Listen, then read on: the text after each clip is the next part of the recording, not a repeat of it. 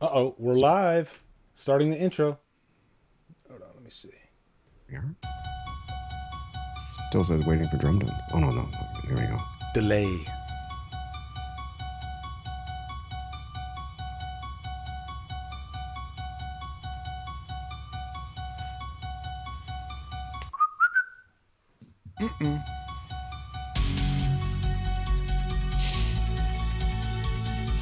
I got an ad.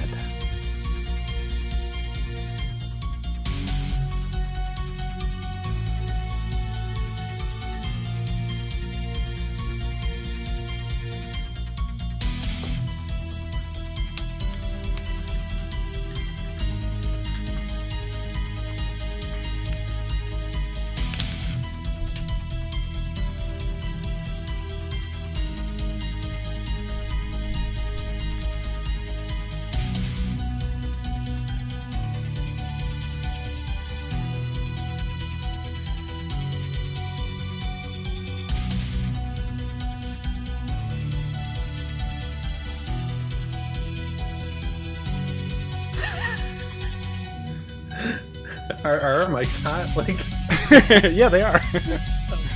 I was gonna comment on that Brady kill when he like ripped his neck in half. It's great. Nobody fart. Can you guys see the video? yeah, Okay, I have good. it on YouTube.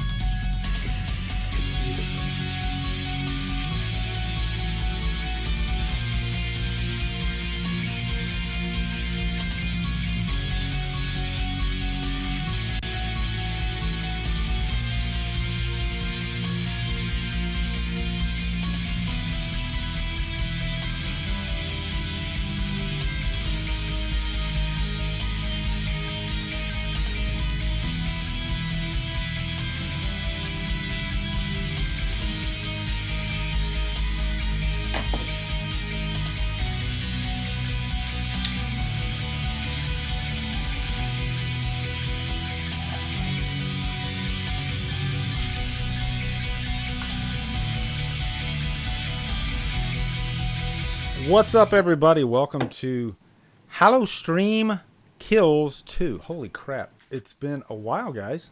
And I'm so super excited to have my lovely guests here with me today. Say hi, everybody. Say hi at the same exact time. Go ahead. Hi. Hi. Hi. Hi. Hi. Hi, Lee. Hello. Hi. Oh, God. Man, we got... Remember last time, guys, when we did this, I had a list that I thought I was going to be lucky if I got through half of it. And we ended up getting to half of it, and then we were like, shit, we got to end this thing because we hit 2 hours. But anyway, we're back again, and there's been some developments since the last HallowStream. We had this virus thing to go down. First off, I'm gonna say hello to my guests. I want to find out how you guys are doing, how your families are doing, if you're working or whatever. But I'll start with Jimmy on my top right of the screen. Jimmy, how are you doing, brother? Great. Doing just fine. Hanging out at home. Playing Predator all day. Very exciting. Awesome. You come on. Mike, how you doing, brother? I'm doing great, man. I'm living my best life. Steeping further and further into alcoholism, and just trying not to get fatter. It's funny you said that. I keep seeing all these memes about everybody getting fatter and stupider during the... I think the stupid people were stupid before, though. So, Jay, what about you, brother? It's weird seeing Mike and Jay not next to each other, like, physically. We're gonna make a TikTok video later. Our screens are going to be together, and we're going to do like in conjunction. It's going to be fine. Don't worry about it. I'm doing all right. Like Mike said, I'm exploring alcoholism myself. I'm thinking about putting out a scientific report at the end of all this, and showing how far the rabbit hole goes with depression and alcoholism in conjunction. Okay, doing good. Dave McCray. Hey, folks, how you doing? Go ahead, Dave. Hey folks, how you doing? Hey folks, how you doing? I'm doing all right, Lee. Thanks for having me on, and it's good to be on with everybody again. And I'm fortunate enough that I do most of my work from my home studio. So I do notice, obviously, a lull, like everybody does. But my commute is usually from the bedroom to the basement. So I'm fortunate that way. But just hanging in, doing the best we can. You know what I mean? I've been because at work I get my lunch, and it conveniently you're always doing your live stream when I'm at my lunch. So I'm like, oh, cool. I can check in with Dave. I can, get the latest Halloween news. And it's cool though. Barry, Wolfman's got nards, brother. I know you're tired, but are you excited? Yeah, I'm excited. Same as you guys. Trapped in my house. A lot of people think that being stranded at home is a good thing, but for me it's not, because I've got 2 kids at home who are not at school, so I can't really get much work done with the kids there. But it's tough. It's tough times. Yeah, it is tough times. Yeah. And I guess that's the first thing that I wanted to discuss with you guys, because that's the burning question. I got so many messages about HallowStream Kills about, can you please talk about the delay? Like, is there going to be a delay? Is the movie still going to be released in October? And I guess I'll start with you, Barry, because I know you just did a video on this recently. Speaking of the delay, Lee, there's a bad echo on everybody. Sorry, I didn't mean to interrupt you. Thank you. Apparently, everybody's echoing real bad. I think, Lee, if you use headphones, or turn down your volume, it should be okay. Hold on, just a sec. It's usually...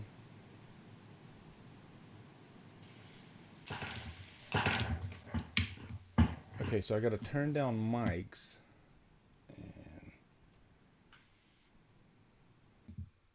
And that should be... No, what's this one right here? That's desktop audio. Okay. So that should have fixed the problem. Are you guys hearing echo from me, or are you hearing echo from... It's everyone but you. So I'm talking now. Okay. Everyone. Is there an echo? Test. Testing 1, 2, 3. Is there an echo? Let me see.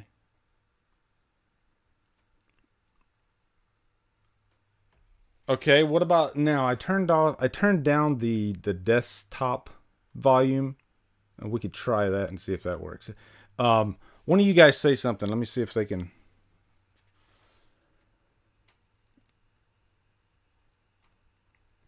Beth S in the chat. Yes, Beth S. Very different from Beth J. I fucking hate Beth J. Beth is awesome. Okay, we're all good. It's good.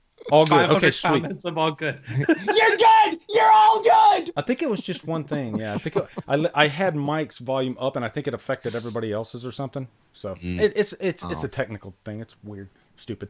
Anyway, we'll start with Barry though. Barry, you just did a video. Give me your quick opinion on if you think this thing's going to be delayed or what. Go ahead. I do think it will be delayed. I think most people don't think it will be delayed because it's coming out in October. But I've just got this burning feeling that it's either going to go to VOD, which I don't think it will, but if they want it out this October, it might go to VOD. But I don't think Blumhouse want to do that. So that's why I think it might go to a delay till next year. And it's just, I don't know if it's the same with you guys, but when you bring out a video about your opinion, when you see people writing their comments down below and giving their opinions on it, sometimes you kind of change your opinion because of what people say. And I was kind of half and half. I was thinking it could be delayed, it might not be, but I'm kind of swaying towards I think there's going to possibly be a delay there, but it can't be helped. You can't blame anybody for that. I think my counter to that, I guess I'll give my opinion on this right now. I think if it were going to be delayed, it would have been at this point because everything else they've been mentioning, and they just delayed Venom. So I wouldn't be surprised if they delayed it, but the reason I'm thinking they're going to keep to it is because of how important that date is, and that they've already filmed, or they're filming 2 movies back to back. And so if they move one, that's a big possibility that they got to move both of them. Jimmy, would you agree with that? Yeah, so I think they are going to delay both, and I also think there's no chance that Halloween Kills goes VOD because they've already announced the 3rd movie. Like, you can't do one VOD and then the other one theatrical only, because you lose so much momentum and so much of the audience that way. I feel like if they didn't announce Halloween Ends at the same time, they might be able to like rebuild that hype. But knowing that 2 movies are going to happen and one of them isn't even filmed yet, I feel like they're just going to push both back potentially a year. I mean, they've released so many Halloween movies in the summer that they could do that, but I think they understand over at Blumhouse that October makes a difference for Halloween. Oh, it really does. And if you guys remember, Halloween 2018 was the first Halloween movie since Halloween 5 to come out in October. So, I mean, that should tell you how important that date is. People made a big deal out of it. They were like, yes, finally, an October Halloween movie. I don't have to go to the theater in August. Yeah. It was awesome. Dave, what are your thoughts on that? Do you are you kind of up in the air on it, or do you think this is definitely going to happen? I get asked this question about 8,000 times a day, and I think it is.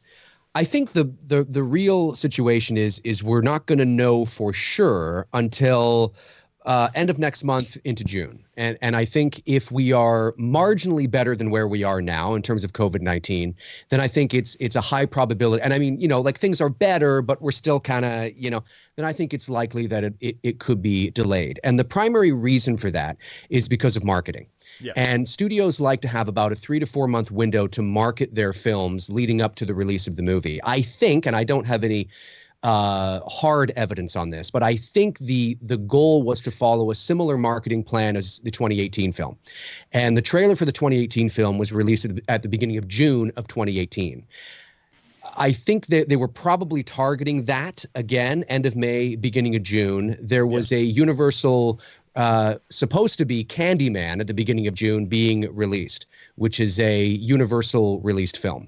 And it's not Blumhouse, but I think you probably would have saw the trailer end of May, beginning of June, and then when you go to watch Candyman, the Kills trailer probably would have been attached to that. The Kills trailer, I think, still could be attached to Candyman in September. But I think that it's likely that, the theaters are closed. There's rumors that they won't open until July, maybe August. These things are going to open in phases anyway. I think there's a high probability that it could get pushed. But the question is, if it does get pushed, is it VOD or is it moving dates? And as Jimmy said, I agree with him 100%, but also we're not in a world yet where you can make that kind of money, $250 million on a VOD release necessarily. We're not quite there yet. Now, Halloween didn't cost a lot to make. So that bodes well for them, but they want to capitalize on what they made with the first movie. Yeah, and they know what they can make. 100%.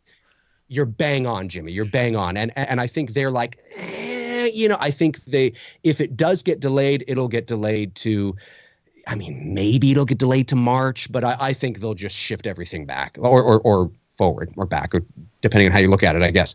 I think you'll see Kills October 2021 and then ends October 2022. But who knows? There's still some time, but I think we're really going to know end of May, beginning of June, because then you're going to start seeing a lot of the fall projects getting pushed. But there's still time that it may not.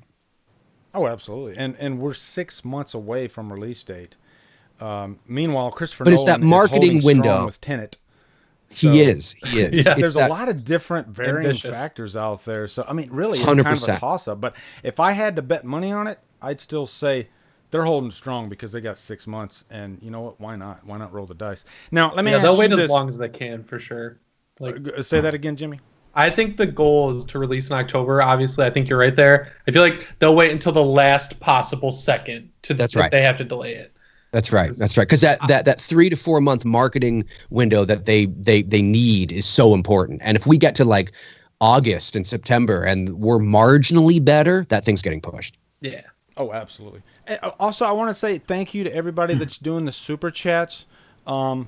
I think there's a way, because I don't want to mess up the flow here. So after, I can go back and start fielding a lot of those super chats. Dave, is that something I can do? You can do whatever the fuck you want, Lee. I'm saying, can I click on super chat and then it'll? Can you see them later? Can you see them later? If you go to I was like, you don't ask me, do what the fuck you want. If you go to where you set up the live stream, you should be able to see all the super chats there. Okay. And that's what I sometimes do is I'll go back and look at the ones that kind of disappear from the chat room. Yeah. Okay, cool. But thank you guys so much for that. But yeah, like I said, I want to keep on my guests here, but we really appreciate it. I'll try to get back to them though after we get through the point of what I'm trying to get to. And speaking of VOD, I was wanting to ask Mike, would it really break your fucking heart if you had to watch Halloween Kills on VOD and not get to see it on a big screen? Yeah, it would hurt me in the crotchal regions a lot. It'd be a deep, dark pain.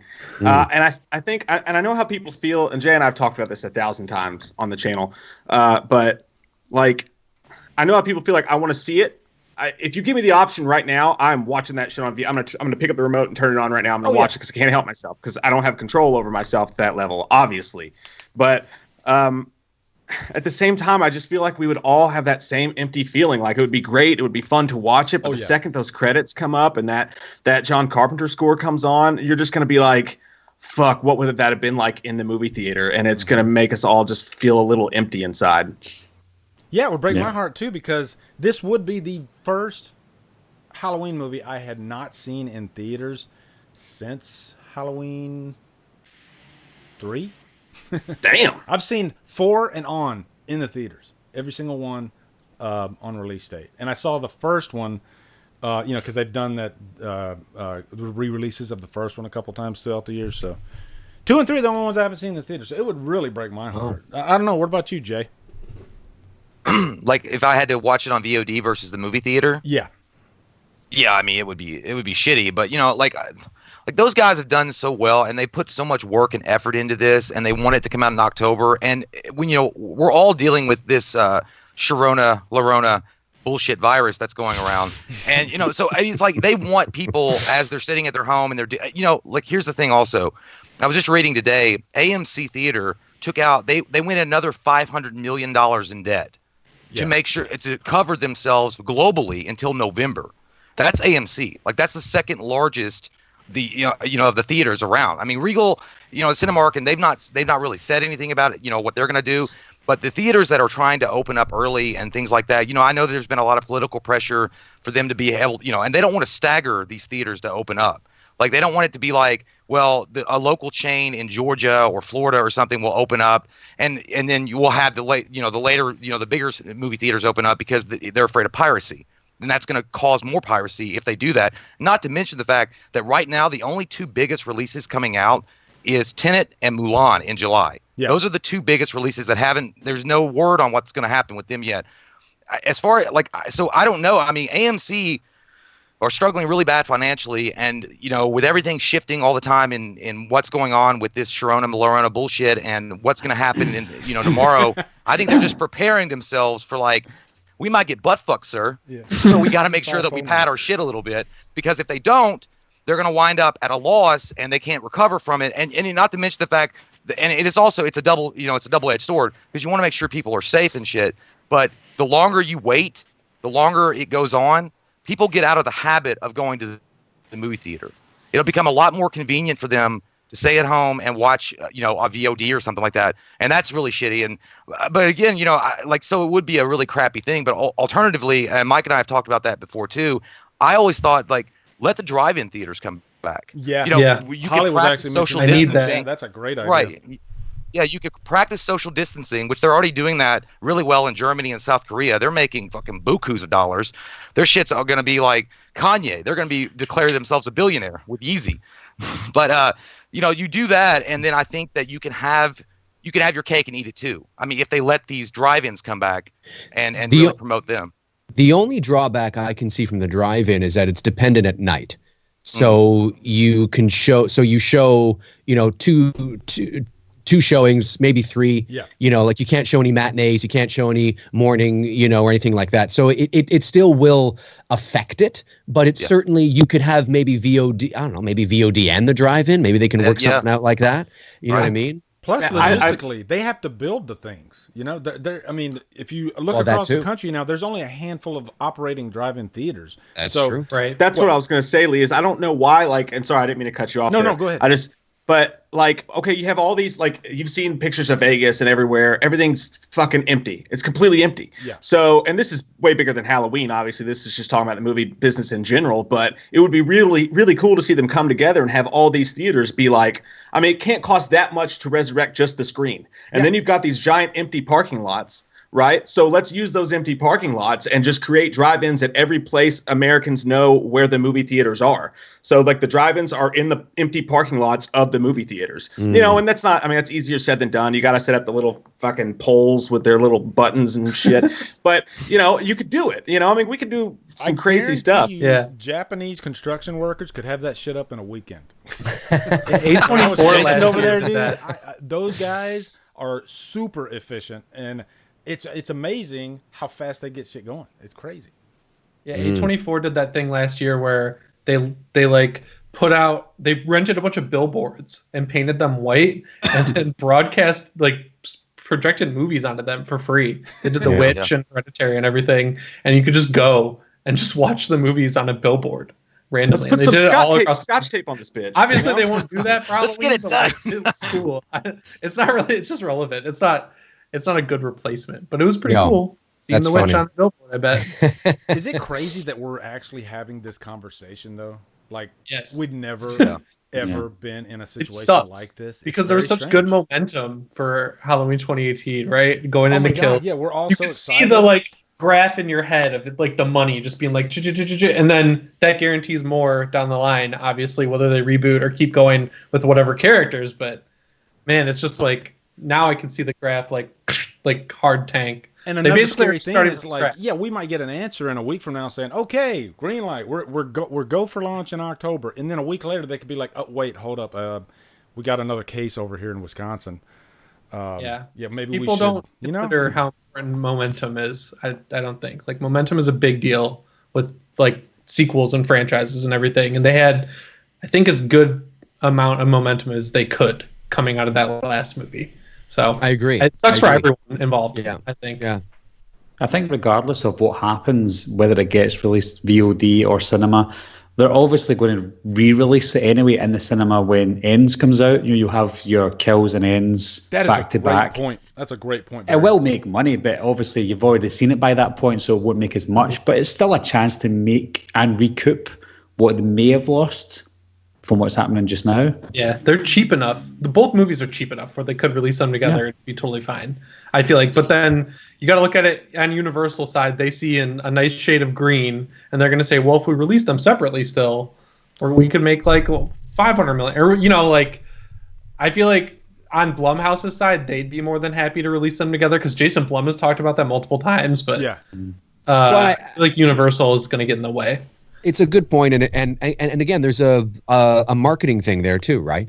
So I mean, if you're going to release them, I've had people say, well, why don't you release one at the beginning of October and then one at the end of October? And there's two reasons why they're not going to do that, because they'll eat into each other's box office, but also you have to market that as well. You have to get Halloween fans know, it's not for us. The marketing is for us, yes, but it's to get that casual horror fan in there. It's to get that general audience in there as well. They go, oh look, Halloween time, Halloween movie, horror movie. Hey, let's go in there.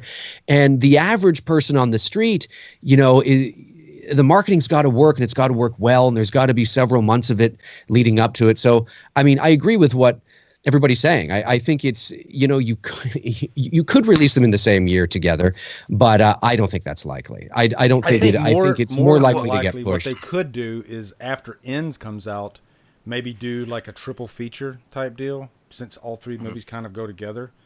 I guess that because the last movie made $250 million worldwide, so they know that there's a demand for it. And if the next movie comes out and makes that money and the next movie comes out, I think it'd be an opportunity. It's kind of a moot point, but it'd be an opportunity to do something cool like that for Halloween fans and say, hey, you want to watch all three movies back to back? I'd go. There is a demand. Yeah, there is a demand for it for sure, but there are factors in there that contributed to that, right? Nostalgia, first Halloween movie, released in the month of October since 1989. You know, there was John Carpenter was back, Jamie Lee Curtis was back, and Nick Castle was back. Let's not forget that people knew that James Jude Courtney was Michael Myers, but we thought James Jude Courtney was Nick Castle's stunt double. Yeah. You know, up until a article in April of 2018 was released by HalloweenDailyNews.com that did an interview with Nick Castle on set, who finally spilled the beans and said, no, James, you're Michael now. Or Jim is your Michael now, he said.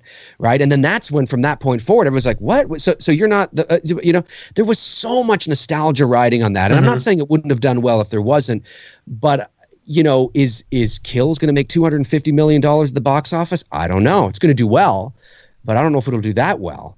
You know, statistically, sequels do drop a bit, and that doesn't mean they're bad movies. It's just, you know, the nostalgia and the momentum of that first one, you know, is not there. But it'll be interesting to see what happens. But certainly, I mean, I agree, you know, with what everybody's saying. I mean, it's a in theater box office target they want, for sure. Yeah. Well, I was going to say one thing. Also, you also got to remember, and again, great points all around. The fact that if it were to be delayed the next year and you're going to have Halloween Kills and Halloween Ends released in the same year, there's also a big wrinkle, because right now the Batman is also going to be opening up against Halloween Ends in October, which is going to be it's going to be a real bad situation. I mean, obviously hardcore fans like us will go see Halloween for sure, but the Batman, you know, a lot of the vanilla fans, the fans that are just going to be, you know, casually passing by, and you're going to look at movies and you're like, hey, you know, movies are kind of expensive, right? You go to the theater, you're going to throw down your $20 and, you know, $55,000 for popcorn and soda. You're going to be like, what can I get? Well, I'm going to get either Halloween Ends, which is the last of a series that started in 1978, or I'm going to go see the Batman with, you know, it's Batman. I mean, it's fucking Batman. And it's got a lot of positive buzz. Like, people are really excited for that Batman movie. And then on top of that, I was going to say, and it really, again, VOD, like Mike said, I would immediately watch it if I got the opportunity to. I mean, anybody would. Right. But the movie itself is going, I mean, obviously it did really well. Halloween 2018 did domestically, but it's going to rely on its international markets to really boost it in sales, and they need those markets open. So they're going to fight it tooth and nail before they release the VOD. So I don't know, but at the same time, it's already done. They know there's a demand for it. They know people want to see it in October. So I don't know, man. Like, it's a really tricky kind of. Yeah. Those movies have the most value when you can't pirate them, and when I just checked just to see with The Hunt when they put that on VOD. I was like, I wonder how quick this is going to be on torrent sites. So I go on Google, I type in like The Hunt torrent. It was within like 6 minutes of midnight the night they released that. There was a full torrent of that movie in HD. We've made a terrible mistake. Yeah, I was like, shit. And then I was waiting to see if Universal would be like, oh, this was like gangbusters. We made so much fucking money off of this, and they didn't say anything. They haven't said shit about any of these movies they put up. So my thinking there is, if this went well, we would have heard about it by now. You know, like with Amazon Prime and everything. And I don't think that's the case. It's true. And Jay brings up a good point in regards to the Batman, because the Batman, you know, some people might be thinking, I'm not saying they are, but some people might be thinking, well, wouldn't that be counter programming? And it's kind of like, well, yes, counter genres maybe, but the Batman, you're releasing it in October. The Batman is a dark, mysterious detective story that we know we're getting. So it's got that vibe, you know what I mean? That it's not like it's like Toy Story 5 or something like that. So yes, for all intents and purposes, I guess it would be a little bit of counter programming, but going to see the Batman in October, a dark time of year, Halloween, I mean, I'm not worried. I mean, no, but I mean, is the Batman going to make more money than Halloween Ends? Yeah. Absolutely. Oh, probably. I mean, there's just no comparison. There's no comparison. There's no You're comparison. Right. You're 100% I'm just talking right. about that 2-week gap that, like, we still have after the Batman comes out. First thing, is it going to get positive press? You know, after it comes out, is it going to knock it out of the park and then make people want to go see it in week 2, week 3, week 4, like The Dark Knight did? Also, this is the 18th Batman movie. Of course, I'm just guessing, but I mean, if it's the 18th Batman movie, it's got to be pretty damn good for week 3 to beat Halloween Ends. I'm not really worried about Halloween Ends coming out 2 weeks after the Batman, but I mean, I could be wrong. Different audiences, I guess. But then that new Batman movie, on hopping off of Dan McCray's point, is Halloween themed. From all the rumors, it's set on Halloween too. It's like. It's an adaptation of that comic, The Long Halloween. Oh yeah. Yeah, it is. That's right. Yeah. Like that one. I don't know. It's so hard to predict though, because you have like It Chapter 2 last year came out a whole month before Dr. Sleep, and that really screwed Warner Brothers, I think. But you never know. Well, and Batman 2 is not going to be rated R. They're in different price brackets also. Yeah, like you have, that's right, and different rating brackets, if you will, right? So I mean, the Batman's going to be what? Maybe PG. Well, no, probably PG-13, and then you have. Yeah, Halloween will be R for sure, but still, you know what I mean? I mean, if they had the balls to make it R like they did Joker. Oh man! Oh my God, that'd be amazing. That'd be amazing. Yeah. I'm into that. Who knows? Get nuts. Let's get fucking nuts. You get what you fucking deserve. It's definitely going to be interesting to see what happens over the next. I say we'll know more about kills in October over the next 6 weeks. Yeah. I think that's also. You got to think that they've not shot ends yet. So this thing, if they go and they go to push it back, they still have to shoot ends.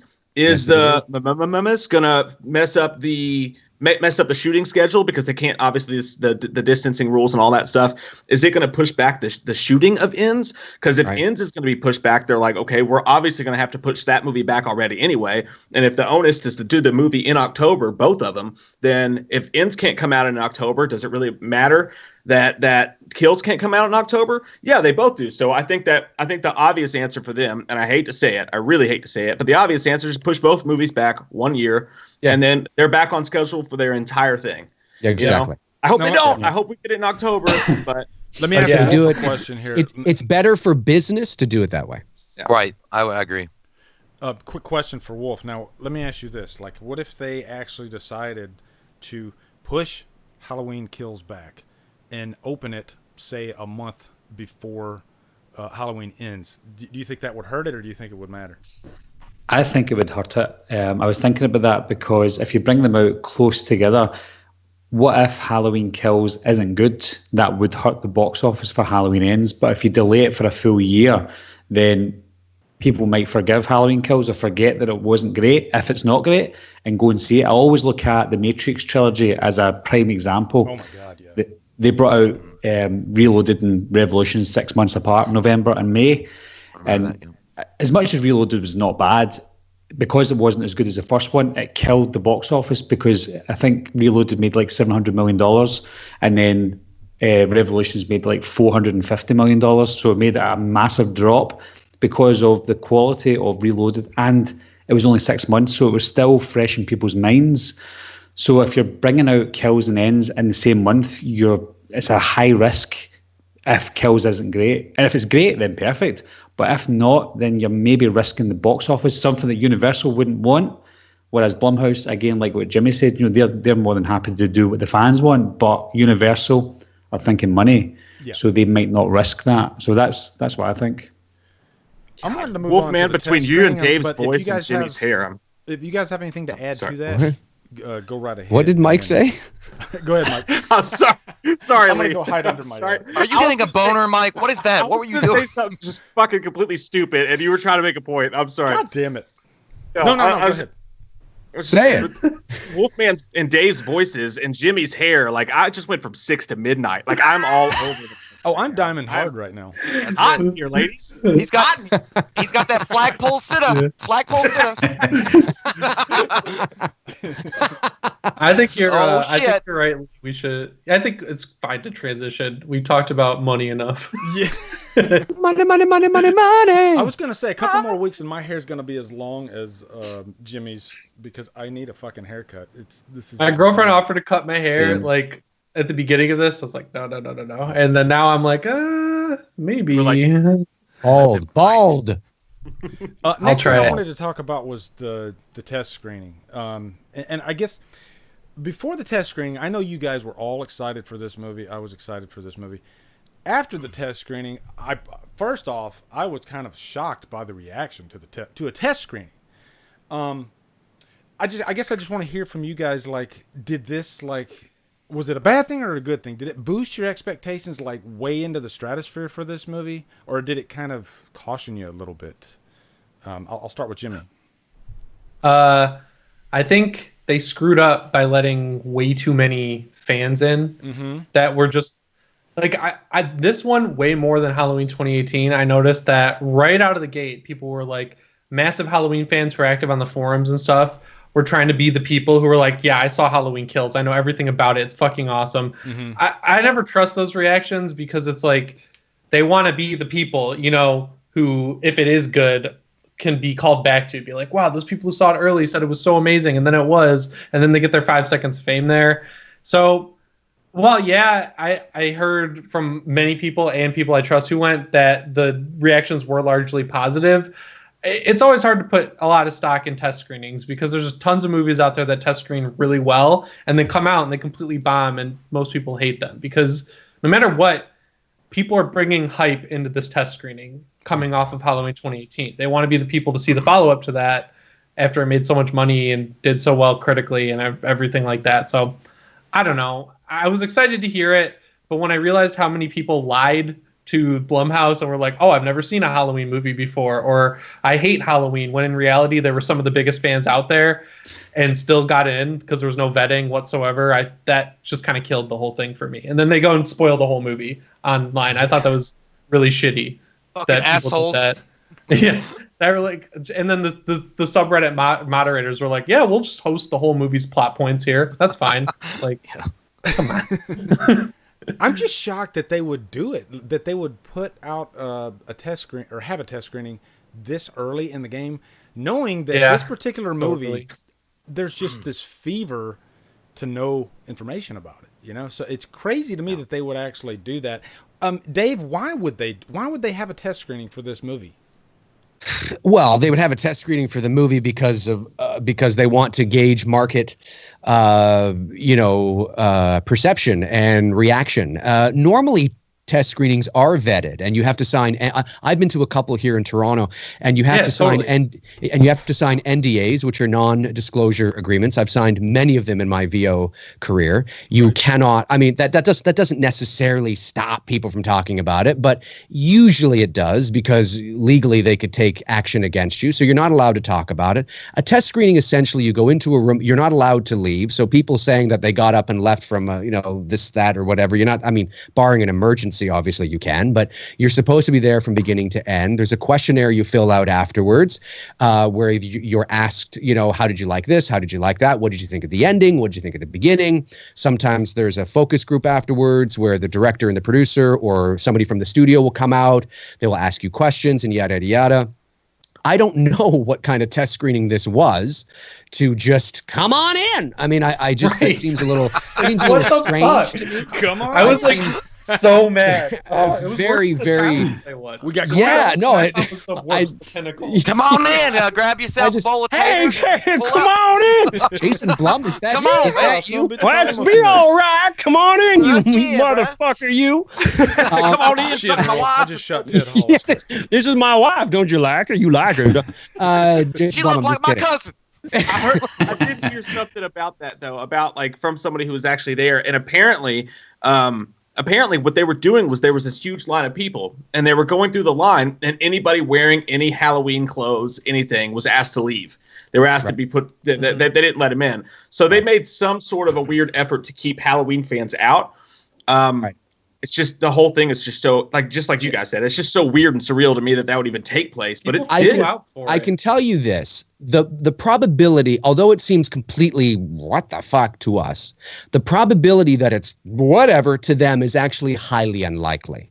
Mm-hmm. When you are dealing with multi-million-dollar productions and million-dollar films, there's a marketing department that is maybe they were trying something out of the box, they were trying something new, trying to do something to gauge something, and it was probably more strategic than it looked, but it was a very unorthodox way of going about it, from my experience and from what I know. But to trust a test screening there have been, as Jimmy said, there have been test screenings that have tested well that have been horrific. There have been movies that have test screened horrifically that have done really well. And is that partially because they've gone back and changed the things that the audience didn't particularly like, maybe, but it also is for exactly what Jimmy is saying, is that it is a select group of people that is very small compared to the millions of people that are going to see it.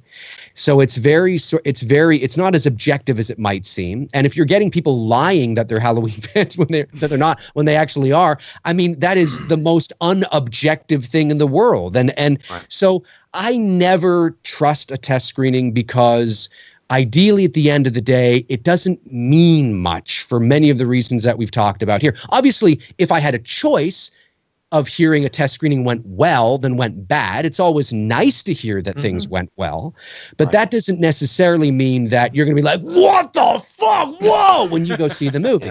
Because you got these guys in there that are like, whoa, you fuck. I mean, I don't know. I have no idea, right? I got people saying, I saw it, Dave. You're going to fucking love it. You're going to fucking love it. Yeah, every video. I'm sure all I of you guarantee guys it. emails. We'll see. The hide fair, from though, channel thing comes in very handy with those people. I'm like, cool. It's like, you're out. Do you think? Well, do you guys think that the test screenings themselves, though, like overall, should just be abandoned? You know what I mean? Like, just even stop using them. I mean, because it's like they're. Well, yeah, they do, but it feels like they're as fake as Michael Jackson's nose when he was alive. But it just like, because you don't know. I mean, if like you said, you're talking about like how they were. Some of them were Halloween fans, or they faked and said they were Halloween fans. They're going to leak shit online and act like assholes about it. You know? In a way, it's like let's leave it up and let's see what happens in the theater. Like when they're done well, they can be fine. Like when if it's because some of them are like, I can tell you, The Rise of Skywalker was, they don't hold test screenings, and there's internal. I mean, they might have held them internally between Abrams and but all these people are saying there was a Lucas cut, and then there was an Abrams cut, and then there was this cut. No, it's like that's not how test screenings work. But anyway, that being said, I think they do hold value, but you have to take it with a grain of salt. You can't. It's very subjective. Very subjective. It is. And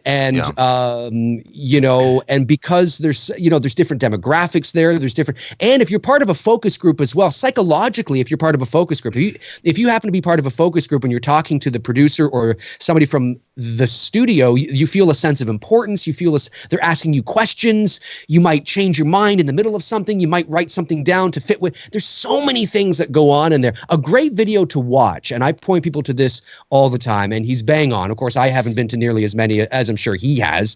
I've only been to 2 in my life. But what's his face there? The director of Shazam, David Sandberg, I believe his name is.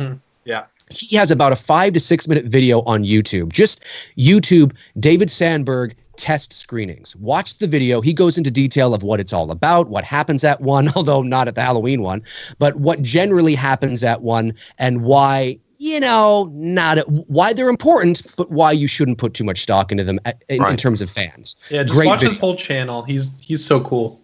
Yeah. I like a huge fanboy of his YouTube stuff. Yeah, he's great. He's great. He is. The only reason that, and I kind of take the opposite end of the spectrum for you guys on the test screen, not test screenings as a whole, because Jesus Christ, the test screening for Halloween Resurrection is what gave us more Busta Rhymes instead of less Busta Rhymes. So yeah, I mean, that's all you need to know. That's all you need to know. But, motherfucker. We need more motherfucker.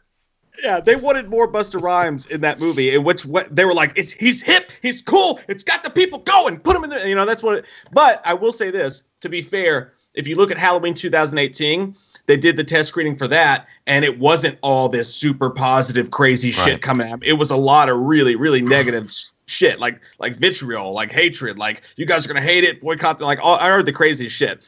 And what I heard from this one was like the complete opposite, And now, does that mean it's going to be a great movie? Of course not. I found it interesting because Halloween's one of those franchises that people feel really strongly about. It's like a Star Wars in its own way. I'm not comparing the two, but Halloween fans feel as strongly about Halloween as anybody feels about anything. So to know that they were really pissed about Halloween 2018, and some of that lasted, like some of the same things people will complain about 2018, which, me and Jay loved it, but some of the things people will complain about 2018 is the same things that they did complain about in the test screenings. Yeah. Yeah. So I think that's at the very least, it's very interesting that one was hated so much and this one was loved so much.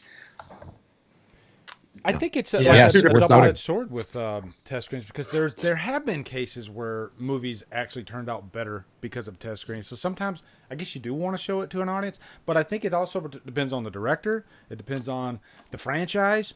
It depends on privacy. Like there's certain movies that you probably don't want to do that because, pick your Marvel or DC movie. The word's going to get out, spoilers are going to get out, and so I think it's kind of a, it's a double-edged sword. There's no real easy answer to test screenings because they can be good, but they can be bad. So right. I think we talked about test screenings enough. I mean, I could go into, because I don't want to go into any kind of spoilers, but I will say from,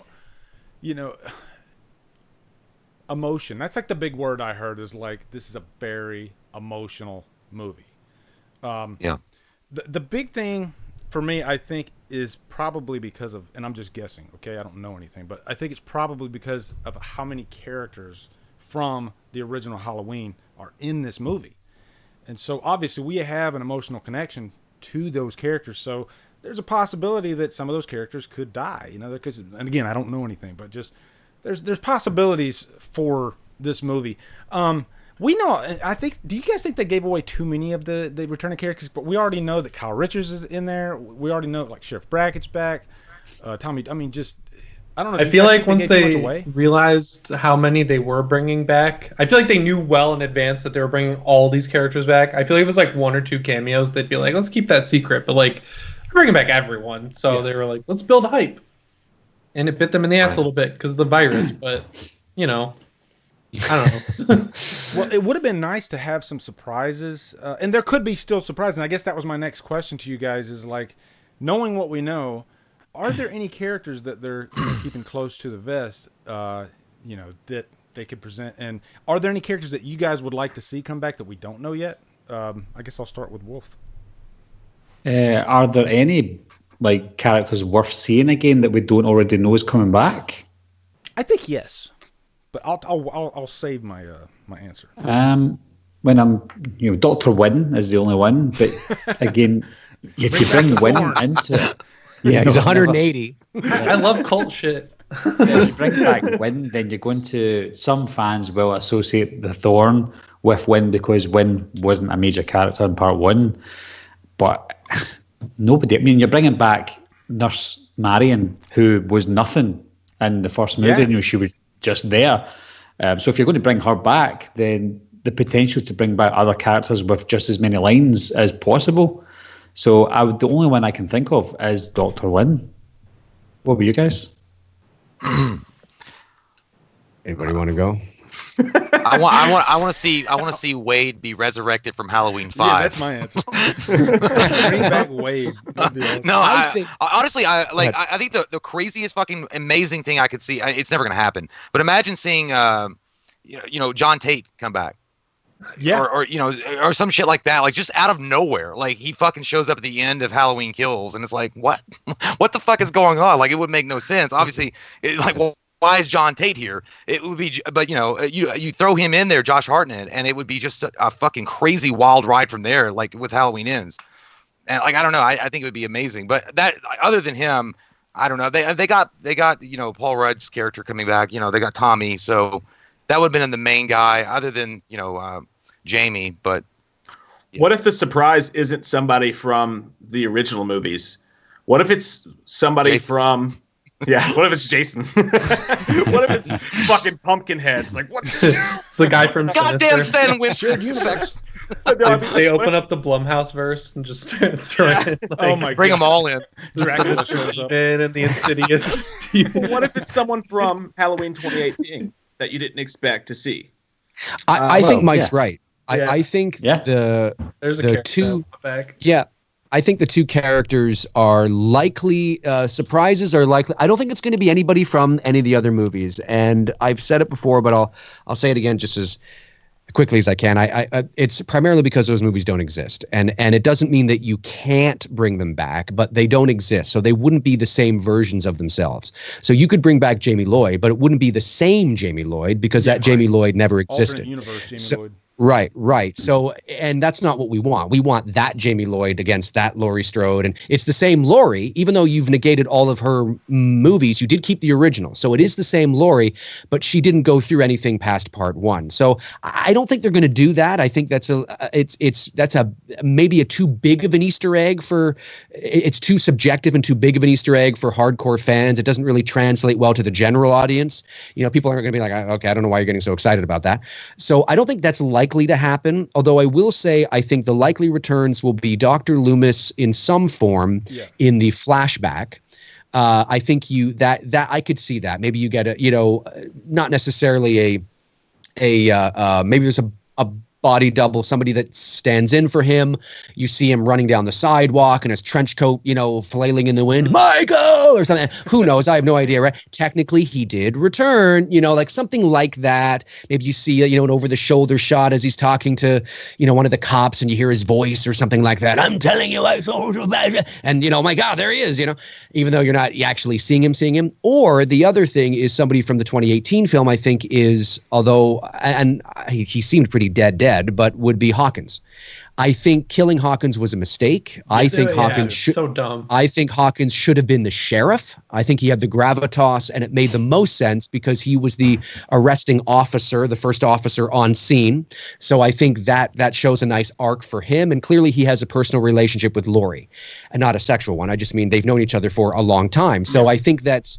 And who knows? Maybe there was a little something. I have no idea. But maybe he's the real dad of Karen. But I think that's more interesting of a character, and Will Patton is more interesting and more. I like that. So I think you could he survived. Maybe somehow by the grace of God he survived. Exactly what I meant. And when Laurie's wheeled into the hospital, she's wheeled in beside Frank.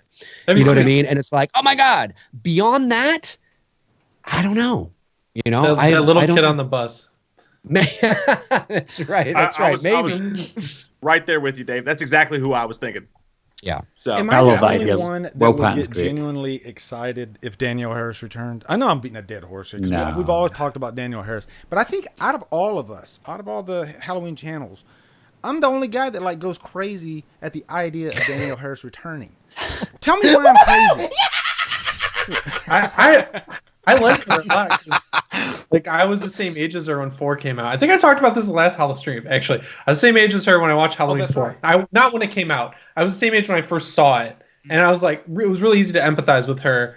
Sure. But she's been in, so many Halloween movies. She's been in 4, 5. She was in the Rob Zombie ones. She's come back. She's got Hatchet. I feel like the whole idea for this new trilogy is simplicity because they cut everything after 1.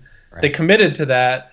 Good point. I think they'll just stay away from anything that's confusing to the broader audience, which would be regardless of who she plays. That's your key word, and right I'm there, confusing. Not trying to I just don't want to let myself get excited for something that's blatantly never going to happen. That's not like Lindsay Wall's coming back. I guess I don't know. Here's something that I think could happen. Actually, Lance Guest, and let me tell you why. I know he's in part 2, but. In Halloween 2018, Laurie stated that she was married twice, 2 failed marriages, right? We never find out who she was married to. And Arnold Schwarzenegger. Yeah, one of them was Arnold Schwarzenegger. The other one could have been Lance Guest, because technically Jimmy still technically is alive in the first movie. They just never mention him. And he survives at the end of 2, which that doesn't matter anyway, of course. But I think it'd be kind of cool for Lance Guest to come back, and he ends up being, one of the failed marriages, and he has to come into the frame for some reason or another. I like that's something that doesn't. I don't want to say bother me because to say bother me is too strong of a word, but that's something that doesn't bother me. I think Lee, because he's yet to be introduced. Yeah. So although you are technically still introducing an alternate reality version of him. Yes, go on. Give me what I want. Feed me, Dave. Feed me. He is still because everything that happened in Halloween 2 did not happen. So technically, you are introducing an alternate reality version, but for some reason, I don't know. I can't quantify it at the moment, but there's something about it that bother me as much as bringing back Danielle Harris. I think maybe Danielle Harris, like as Jimmy alluded to, she's been in 4 Halloween movies. It feels gimmicky. And I think maybe that's what it is a little bit for me. It feels a little chintzy. Not that she doesn't deserve her. I mean, she got shafted. We know that. Get your mind out of the gutter, chat room. But there's that thing where same thing though. I was like, what? But she definitely didn't get treated right, and they sort of acknowledge that now. But there's something about the Jimmy character that doesn't feel gimmicky to me. Yeah. And maybe it's because he wasn't in any, the other movies. He wasn't a main character in any of the other movies. We never heard from him, saw him ever again. We don't even know if, do we know he was Jamie Lloyd's father? Do we even know that? I don't even think we know that. We don't know. I mean, is that who she married and got into the car accident with, or the plane crash, or whatever it was that it was revealed in part 4? I can't remember. So who knows if that was even her husband that she ended up with? That's the father of Jamie. So I don't know. It just feels less gimmicky, I guess. Ben Tramer would make sense because they do mention Ben Tramer. Right. Yes. Oh, yeah. Well, no. Ben Tramer is the most logical choice because of her infatuation with him. Yeah. If you bring back Ben Tramer, just like literally, and I swear to God, I would have him die the exact same fucking way. I'd be down with that shit. Like even an older Ben Tramer just like runs out into the street and he's like, "Hey, I remember you. Are you okay?" Boom! Gets hit by a fucking car and lights on fire. Yes. Turns into but you know who's oh my God. It was Sheriff Hawkins driving the motherfucker. That would be the greatest Halloween moment. It's Michael Ben Tramer Myers dying twice the same way. There's a guy in the chat called Cavern of Terror, and he says Tom Atkins could cameo as a doctor at the hospital. I would love that over. I would love that. Anyone from Halloween 2 forward, I think should stay out because I think it's already gimmicky that they brought back so many characters. Like you can watch my videos on it, but like when those rumors started happening, I was like, oh really? Like you're doing it in the second movie out of potentially 3? Like I don't know. But if they just have Tom Atkins be a doctor at the hospital, I feel like that's so minor and just a cool like, hey, Halloween 3 fans, check this out. It's a little bit. I'm the worst type of Halloween fan. I really am because I'm selfish when it comes to the characters that I love. I'm selfish when it comes to the movies I love. And if they brought back Danielle Harris, I'd be at home, freaking out. But I know in my mind that it's a stupid decision. But I'm just type of Halloween fan. You're a true fan. Here's a question for you, Lee. Okay, so you are like, I would love to see her back. I'd love to have her back, and that's great. But here's the thing: if you're going to have her back, and I asked this, I sort of ask a question when I get asked this because I get asked all the time. Do you think he wants that Danielle Harris? And what do and maybe she'll come back. What do you think, Dave? You want her to come back? And then I respond with usually, well, how do you want her back? Do you want her back, or because you have to remember it's not the same Jamie Lloyd, it's an alternate reality one, or do you want her to have a cameo? Because now it starts to feel really chintzy and kind of like they're throwing her scraps. Like, okay, we fucked you over, 25 years ago. Here you go. You're the convenience store clerk that Karen has to walk into and buy some batteries for her flashlight. I mean, it's like, I don't think, I don't want to see that. I mean, and I don't even want to see her in the movie, but I certainly don't want to see it because now it just feels like they're throwing her a bone. Like, it's almost like I would rather not see her at all than see her in some 30-second cameo selling batteries to Karen because, you know what I mean? Like, so how would you want her back? Do you want her back, or would it just suffice for you to just have her as like a little cameo, like maybe a Dr. Tom Atkins thing? I have an answer for that. Actually, I've actually thought about this answer, and I think we shot. Sure you have. I think we shot ourselves in the foot by not having her in Halloween 2018 because we got Karen, and Karen's a controversial character because there's a lot of people that don't like Karen at all. So I think it's one of those like, what's the better of the two evils, I guess? Because Danielle's definitely got some non-fans out there as well. But I think because Karen wasn't that great of a character, she even annoyed people. It's like, okay, this is what you're going to give. It's already confusing for Lori to have a daughter that's about the same age as what Danielle Harris is right now anyway. So if you're going to go ahead and do that, you're confusing the audience in one way. Why not just confuse them in the other way? Have Danielle Harris back, who is beloved by the franchise. I think it'd be the lesser of two evils to actually have her back. And the only way now that you could have her in Halloween Kills is if you have, and I said this earlier in one of my streams, if you had like Karen like running in a field, kind of like Tina did in Halloween 5, and then Michael comes out from a tree and he like chops her head clean off, and then out of the woods comes Danielle Harris, and she's already bloody, and she's been and she jumps into the fight like mid chase. I think that's Michael the way. If her. you want to bring her back, you present her like that. You all hate me now. No, not at all. I can see it. I see what Dave's saying too, though. Jimmy, like, I there's, can see it. and I like it. But It was a good painted picture. I think there's two ways to do it. Just like Dave said, I think that it's not so much Danielle Harris that needs that comeuppance. It's Jamie. It's the character that got fucked. Yeah. And so if you like, and I know the door's almost shut. It's probably almost impossible, but. They're not going to make the sequel to Halloween 6 after Halloween ends. Like, it's too confusing for the general audience. It's not going to happen. But there's been talks of a TV series, and what better way to do a TV series than to go through all of that shit? Like, there's endless stories to tell from the Choose Your Own Adventure Halloween storyline, and you've got a character who the fans know, and they could really, really finally serve her some justice in a TV series and pick it up from 4 or 5, or even pick it up from the beginning and have it go through the story of Halloween and go through 4 and 5 and actually tell a proper follow-up to that. When you get to season 3 or 4, maybe she shows up and then the whole audience sitting at home, because you need that with a TV series that you've got hours and hours of content to build up to. Imagine if a Halloween TV series came out and it's successful, as I believe it would be, and you're 3 seasons deep and Danielle Harris shows up as Jamie. You're like, what the fuck? It's trending on Twitter. Our pets' heads are falling off. Yeah. Anything can happen. I would definitely be, what the fuck? 100%. WTF hashtag. I'm gonna say, Lee, you're a beautiful man and you're very generous and I love you. But I'm gonna have to tell you, honestly, at this point with Danielle Harris, she's a great character. Jamie was, beloved in Halloween 4 and 5. But like Jimmy said, and what Dave and Mike are saying as well, I got to go with that too. I feel like in the films that Danielle Harris has had her time in the sun, as far as with Jamie. I'm not saying I don't think the character got fucked. Like, it did get fucked. I think they could have done a way better job with ending the character of Jamie Lloyd in Halloween 6. I think that they were just they wrote themselves into a wall with Halloween 5. They didn't know what to do, and they're like, we don't know what to do with this character. Let's just go and move on from here and try to revitalize this series.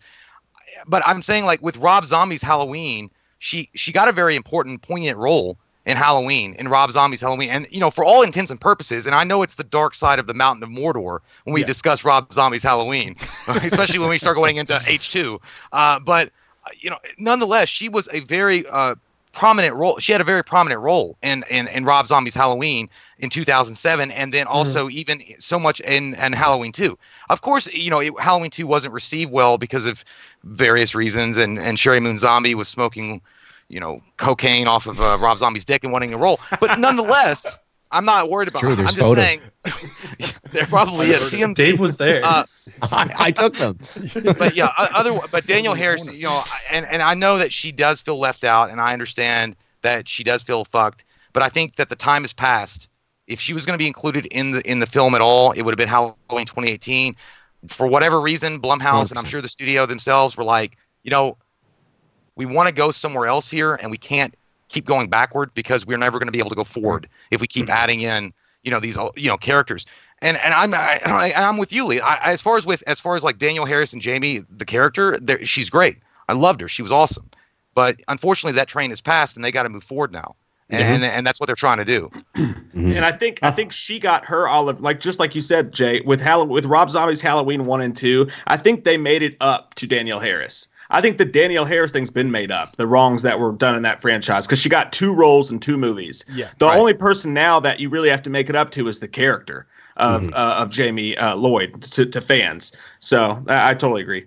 I think the best way to bring Danielle Harris into it is if, say, Alison goes into like a Baskin Robbins and she walks in and she says, can I have strawberry ice cream? And then the person turns around and goes, double scoops? Double scoops. Double scoops. And that's it. And somehow mix that with peanut butter on my penis. I don't know how. Yes. It can happen. Yes. I would love that. That's actually a great idea. Double scoops. Man, that was... Nothing says, here you go, you son of a bitch. Here's your line. Or maybe Cookie Monster. That's a good transition, actually. Speaking of ladies of Halloween, talking about Allison and Karen, because do you think that those two girls have like earned their place yet? Like, do at this point do we care about Allison or Karen or I don't know, like right now for me they haven't earned their, like they're no Ellie Cornell, okay? They're no Rachel yet. But they could be, but I don't think they are yet. Am I wrong? Let me know what you guys think. Mike, let's start with you, buddy. I think that there was a lot to do in Halloween 2018.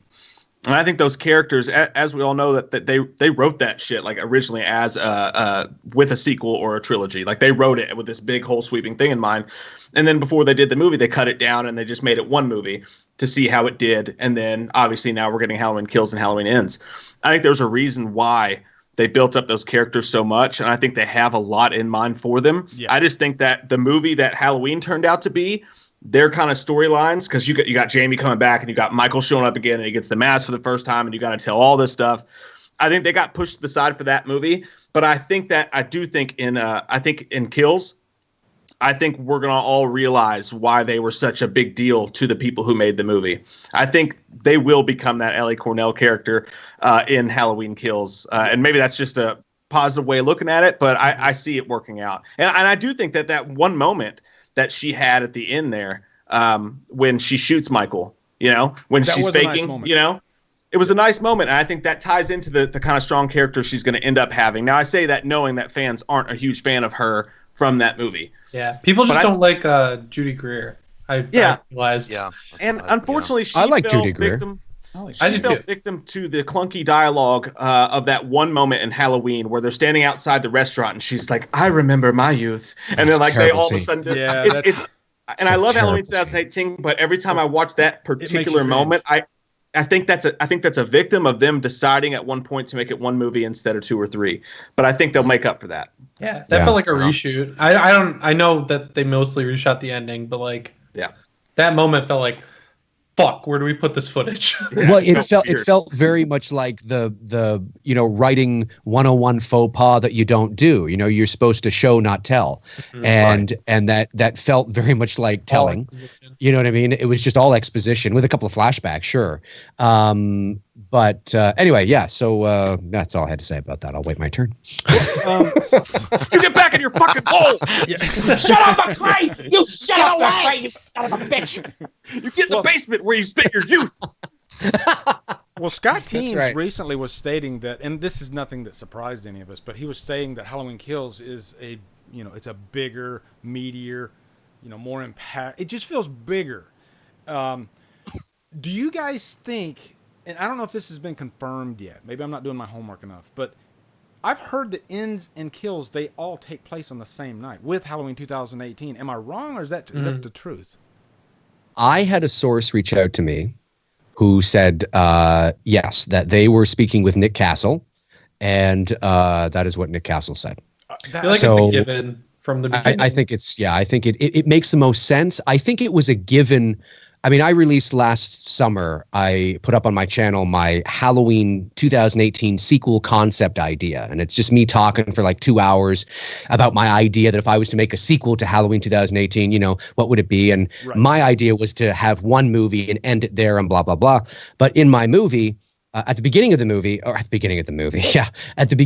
video, I said, any similarities between this and what eventually, because at the time we didn't even know what the movies were going to be called.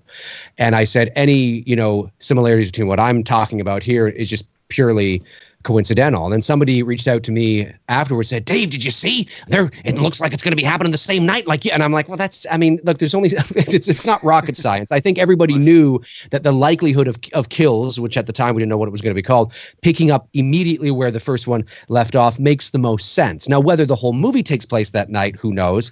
But it looks like that is what they're doing. And I can't see them ending the movie and then having a third one a year or two later, because then because you lose momentum. That makes no sense. And you have to, is he caught again, only to escape again, or does he walk off into the ether? Or I think it's likely that you build a story around, it's this one night, and it's okay that it happens after midnight. I think for some people are like, but technically it's not Halloween night anymore if it's after midnight. No, it's still Halloween night. I mean, Halloween 2, most of Halloween 2 probably happened at 2, 3, 4, 5 in the morning too. I think any time before the sun rises is technically Halloween night for all intents and purposes. So I think that's what you're going to see. I think it's going to be 3 movies, one night, and then Halloween Ends will end. It'll be like a double meaning. It ends, but it literally ends at the crack of dawn. You know what I mean? And I think that's going to happen. Yeah, they wouldn't give him like time to like Rambo it up, like go out into the forest and make like weapons and shit, and come back like, why you pushing? Why you pushing? They're not gonna. He's not gonna come out like that. Yeah, exactly. I agree. Yeah. That's a good point. But the bigger, badder, meaner thing, I did a video on this, I think it was a McCoy Live I did last week, where I talked about Scott Teem saying that. And then I'll throw it over to you guys. The bigger essentially means it's just, I think it feels big. I mean, first of all, this is what I like to call political cinematic rhetoric. It's just what people, they're hyping, it's bigger, it's badder, and it probably is with a title like Halloween Kills. It's the second in a trilogy for all intents and purposes, and naturally you want to amp it up.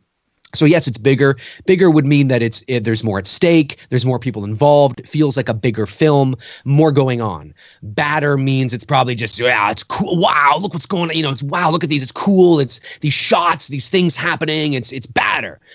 And then meaner's the one that has me a little concerned, just a little bit, because there's no doubt that in my mind, and I haven't seen the test screening, but there's very little doubt in my mind anyway that there's with a name like Halloween Kills, there's going to be more kills. There's going to be more kills on screen. There's going to be more gratuitous violence. And okay, that's fine.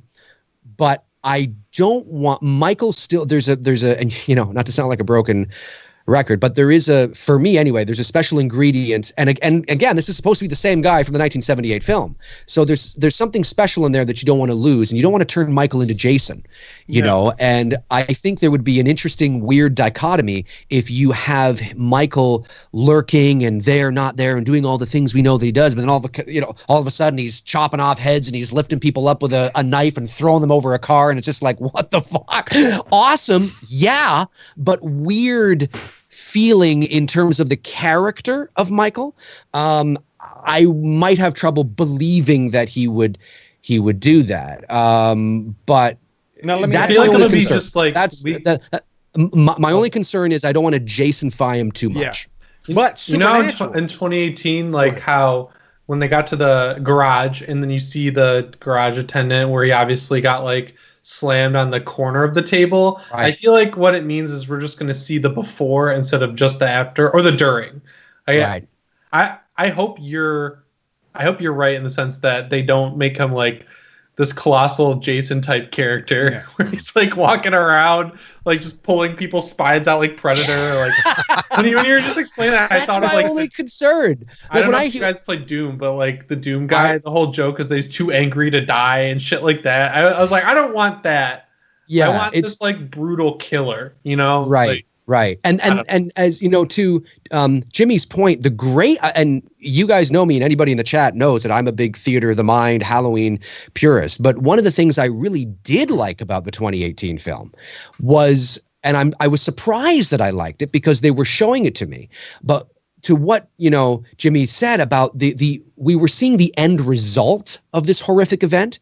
So we had to fill in the blanks, with our imagination of like, what, I mean, imagine being a first responder coming upon that and seeing that. My first thought would be, what the fuck am I dealing with? Like, what are we dealing with here that is the end result of this confrontation? Like, what the hell is, and that was eerie. It was very eerie to me. Like that scene when the bus crashed and I think it was Hawkins and he was going over to that cop and he sees that cop with his neck like bent all the way back and he's kind of like, I think you just kind of see him up against the bus or something. His neck is all, it was weird. It was eerie, in the fog, and it wasn't gratuitous, but it was just kind of strange.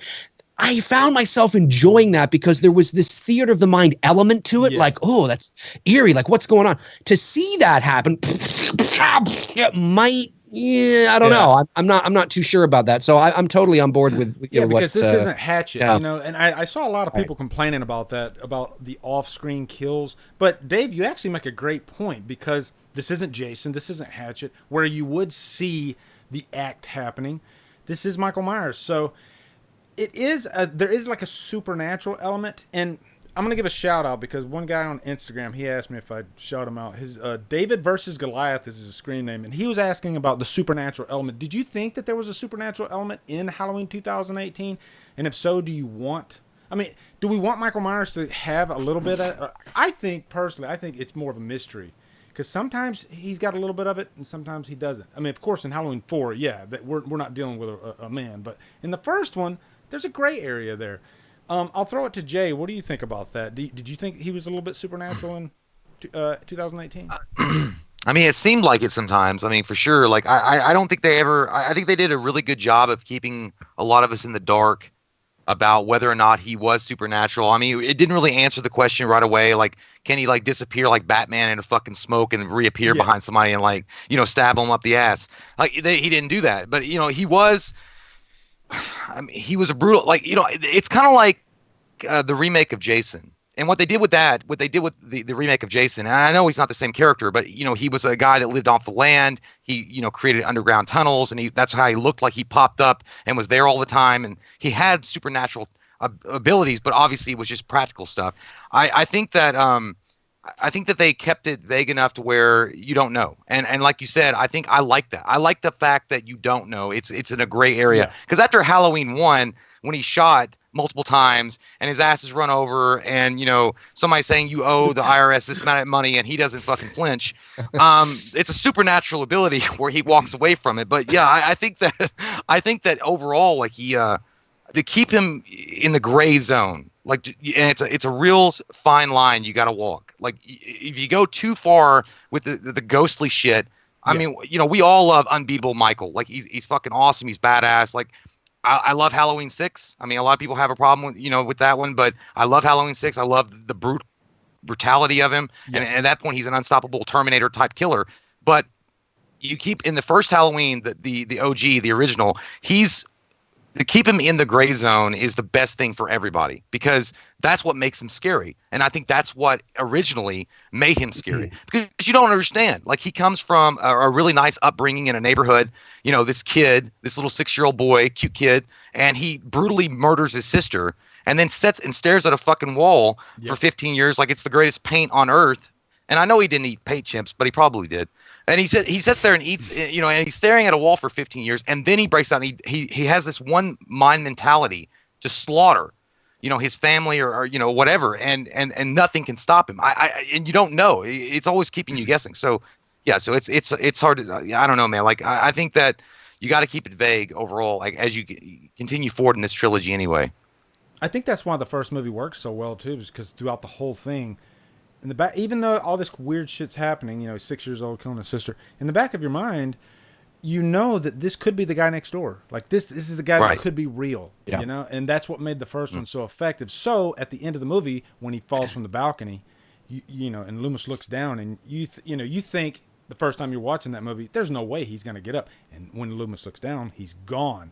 That's the twist. Right. The twist is, oh my God, we're dealing with something else here. This isn't human. This could be evil. It's the idea of it. They managed to keep that alive in Halloween 2018, and it won't get credit for that, but it should, because they kept that feeling alive. He's old. He's obviously aging. He's got the eye. He obviously has injuries. He gets his fingers blown off. He gets stabbed, but it's not like he gets his head cut off and he picks it up. It's not like he does the Jason, as you guys were mentioning. He'll lift his mask up and he's like, boogity, boogity, fucking boo. He's not a fucking skeleton. But they kept that alive. Like, he goes through some injuries. Maybe this guy's not human, but we're not going to tell you that, because that would make it too obvious. And I feel like Halloween 2018 will never get the credit for that it deserves, but they did a really good job with keeping whether or not he was supernatural vague. Well, I want to say really quick on that too, with what Mike was saying, was that there's one scene in that movie that I remember going and watching it. It was so fucking cool how they shot it, because again, they're rebooting it and you don't know what they're really doing. But when the guy holds the mask up and he twitches for a second, like it's like something's calling to him, and he's not even looking, but he knows the guy's holding up something. there was like a supernatural element to that scene. Maybe a small one, but I felt like there was it's almost like kind of winking at you, like, hey, there's more here than meets the eye. He's not just a guy that puts on a mask and goes on a rampage that can be shot with a bullet and be killed, because he twitches. Like you see him twitch, like he knows that mask is calling to him. He knows that guy's holding it behind him, and he's like, it's calling to you, Michael. Like you can feel it. Like, I mean, it was like this thing. I don't know.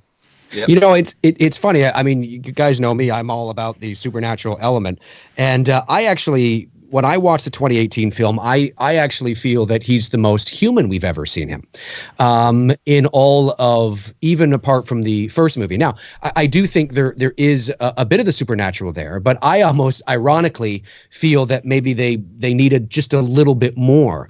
And one of the things that I was thinking about is the infamous closet scene, of course, which was destroyed in the marketing campaign. And there was, we knew when she was going to die, how she was going to die, and where she was going to die. So there was nothing really there. But one of the things that I think would have been interesting, I think it was a missed opportunity. I think, and again, we can coulda, shoulda, woulda, whatever, but it just, I think the most supernatural we see of Michael, in my opinion anyway, in the 2018 film, and I'll get to the closet thing in a second, is certainly some of the kills are very, like the jaw being ripped. It's so frightening that it does have almost a supernatural element to it. And because we don't see the process, we don't actually see them becoming that way, that only helps to perpetuate that. So again, there's that theater of the mind, unknown sort of thing, which is why I don't want to see him tearing the jaw. I just want to see the jaw, because then I'm like, what the hell? How the fuck did that? Like, what? Are you kidding me? Like, Jesus, and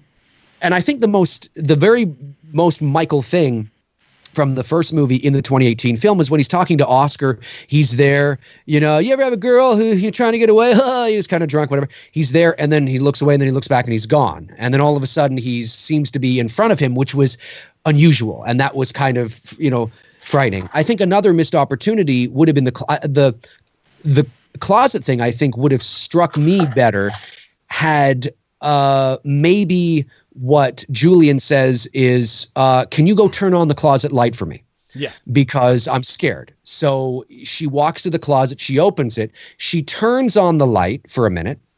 It goes on. We can see in the closet, there doesn't appear to be anybody there, but there are clothes there. Okay. But we don't see anybody there. Yeah. Okay. And the light's on for just a moment. Then all of a sudden the light goes out, it goes out. Yeah. And she's like, damn, she turned it on, light goes out. It's old, right? That sometimes happens. How many of us have turned on the light, it's on for, 10 seconds, all of a sudden it goes out, right? It had its last breath of life. So she turns around. There you go.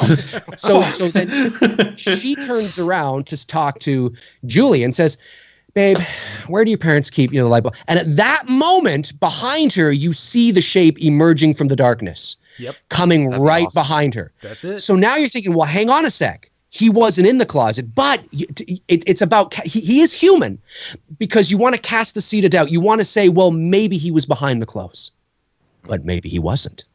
You know what I mean? So you give a plausible explanation for it, but it's still that world of, I think that would have driven that scene. That's Michael's MO. That's sort of that would have been like, oh my God, like he wasn't there. How did he get there? You know what I mean? Rather than just opening the closet and there he is. You know what I mean? Julian's reaction really ruined that scene for me. And I think going off of what Dave just said, yeah, that's perfect. Michael just kind of fading into the frame. But then he sorry, Lee, I just want to add, you don't need to do that throughout the whole movie. Yeah. Just that moment, and you're like, oh, okay, I get who we're dealing with here. Sorry, go ahead. And then he grabs her neck and picks her up, and Julian doesn't quite understand what's going on at first until he sees her feet rise off the ground, and then because she can't scream because he's squeezing her neck, and then he just I don't know, maybe just throws her after she's dead or something. Then Julian's like, holy shit. And then I think instead of making that scene so comedic, play off that surprise and that fear. I mean, Dave pretty much summed up everything that would have worked about that scene too. But it's a shame too, because there's so many different things about that scene that could have made it so great. The lighting was excellent. The closet idea. I mean, just everything could have worked, and it's just a shame. I think there are a lot of points in that movie. We talk about how, it's so easy to do this movie cheap, obviously, because they did it that cheap. There are moments when you go back and watch it where I can really see the lower budget playing a factor. a lot of those moments I think would have been helped with extra coverage. Like they really planned a complex scene there, right? Because you know Julian and Vicky are upstairs, but then Laurie and Hawkins have to come meet at the house and see Michael in there eventually. There's a lot going on in one place geographically, but then if you think about it with like how you have to film that, the street level and the house level are like two different sets technically, and I feel like that played a part in it. And then at the end, when the house is burning down, you can totally tell that it's CGI fire just placed over it. You know, there's just, I feel like the extra $10 million I think they got on this second movie, I don't think the scope is going to be that much bigger. I just think they're going to be able to manage what they actually want to do a lot better with it. Because I just say a lot of the moments in 2018, like the one you guys are referencing, which I think is the most emblematic of this, are just messy. Like I think messy is the word. Messy is a very good word. It's like very good word. Workman-like. It's like we're gonna get this done, and then put it together later and hope it works out. What a terrific explanation. Yeah, very sort of just serviceable. You know what I mean? Just sort of like, oh, it's just put him in the closet, open it up, there he is, and it's there's nothing. There's no. It does feel like there's a imagination to it. You know, you got to think about. I think you could see like how if you took like a bar graph and like heat mapped it on how they spent the money, I'm sure you could just pinpoint it to certain areas, and that's one where it definitely felt lacking to me. And the marketing, guys, we need to talk about the marketing. Do we even mention that? Like how they act like this movie doesn't exist, and then suddenly it's like they can spoil the entire thing. And you keep the trailer. Keep the closet scene out of the trailers, and it would have fucking killed. It would have been so much better. No one would be talking about it as much, but we expected it. We were like, that scene looks sick. It's going to be so sick. It's going to be so awesome. And then it just wasn't, I don't think, what we were expecting. I don't know if this is in the movie or not, but in the marketing, if you notice, when she opens the closet door, there's about a half a second before she cringes. She opens the closet door, Michael goes like this, and then she goes like this. We see her do that. And I'm thinking, Jesus, if I had opened the closet, there should be an immediate reaction. You know?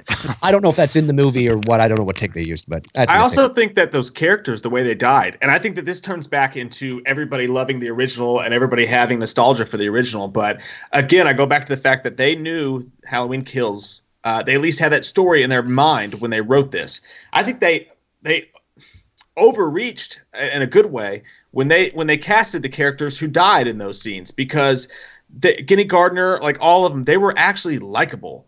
Like you got the babysitter, like and fucking like look at fucking Tina. Tina had a hardcore fucking like mainstay role in Halloween 5. She was like maybe the main female character of Halloween 5, and she's annoying as shit. I wanted her to die the second I saw her open her mouth. But you know what? Why won't you die? She lasts till the end of the film. Right? And then you've got this character here, this girl who's this sweet babysitter who just wants to smoke some weed and hang out, but she's still like, she's not even a hoe. Like she's like, even like, we're gonna do some over the top of close stuff with my boyfriend. Yeah. They all felt like friends. Is cool. They're all cool characters. Like you like them. Like aside from Cameron and his friend, they were douchey. You wanted them to die. But these were two characters that you liked. They were likable. They could have carried, like, if you wanted to go to the future instead of going to the past, they were likable enough to carry this into another movie or two. And by the time you got to Halloween Kills and Ends, you would have really cared about those fucking characters. But they're the ones who die, and it's like, kill them. Damn. Mike brings up a good point, because I think the original question was, you know, do we feel anything for Karen or Allison? I didn't in the first movie, but that's primarily because it really wasn't their story. And I mean, you could have removed Karen from the story and just had it Allison and the grandmother. You'd have to restructure, you know, a few things, obviously. But I don't think you would have been at a loss. I think you could have removed Allison and just had Karen. I think the same thing. There's no emotional attachment to Allison or Karen yet, because it really was Laurie's story, despite introducing these characters. In order for us to become emotionally attached and really care about what happens to Karen and what happens to Allison, there needs to be a bit of a shift. And there needs to be, there has to be something that happens with Allison and Karen that goes beyond, that becomes bigger than themselves in terms of the stakes that are at play. It's almost a philosophical sort of approach to the entire thing. And I think it because right now I couldn't care less if Allison was in this movie or not. And it's no disrespect to Andy Matichak. She's terrific. I care way more about her than Karen. Yes, that true. Yes, but I think partially because that like table setting. Yeah, she's certainly, I would agree with that. I care more about Allison too, but I think it's because she's the Laurie Strode. She's clearly the archetype of what you would expect of the new. She's the up and coming. Sure. Yeah. She's kind of a plus nobody really cares about Karen. Nobody cares about Karens anymore. But no, Karen, put the gun down. I agree. Karen. Yeah. Right. You're not allowed to say Karen anymore. That's offensive. Oh shit! Is that really true? They're in the car. They're listening to Kids Bop. I'm gonna use it all the time. I got questions for you guys. She was killed at Walmart. I posted on Twitter a hashtag for questions. I said, if you guys have any questions for my guest, and I got a few responses here, and I'm not going to go through all of them, but there's a couple that I thought were kind of interesting, and one I didn't even ask when I was talking about returning characters. Nick Pusha, at Nick Push, he says, which returning character from the OG 1978 do you think is the most important? I didn't really ask you guys that. I'll start with Wolf. Which returning character do you think is the most important? The most confirmed returning character? No, most important. The one that you want to see the most. Yeah, but I'm talking about the confirmed characters, you mean? Yeah, confirmed, yes. The most important, I would say, is probably... That's a good question.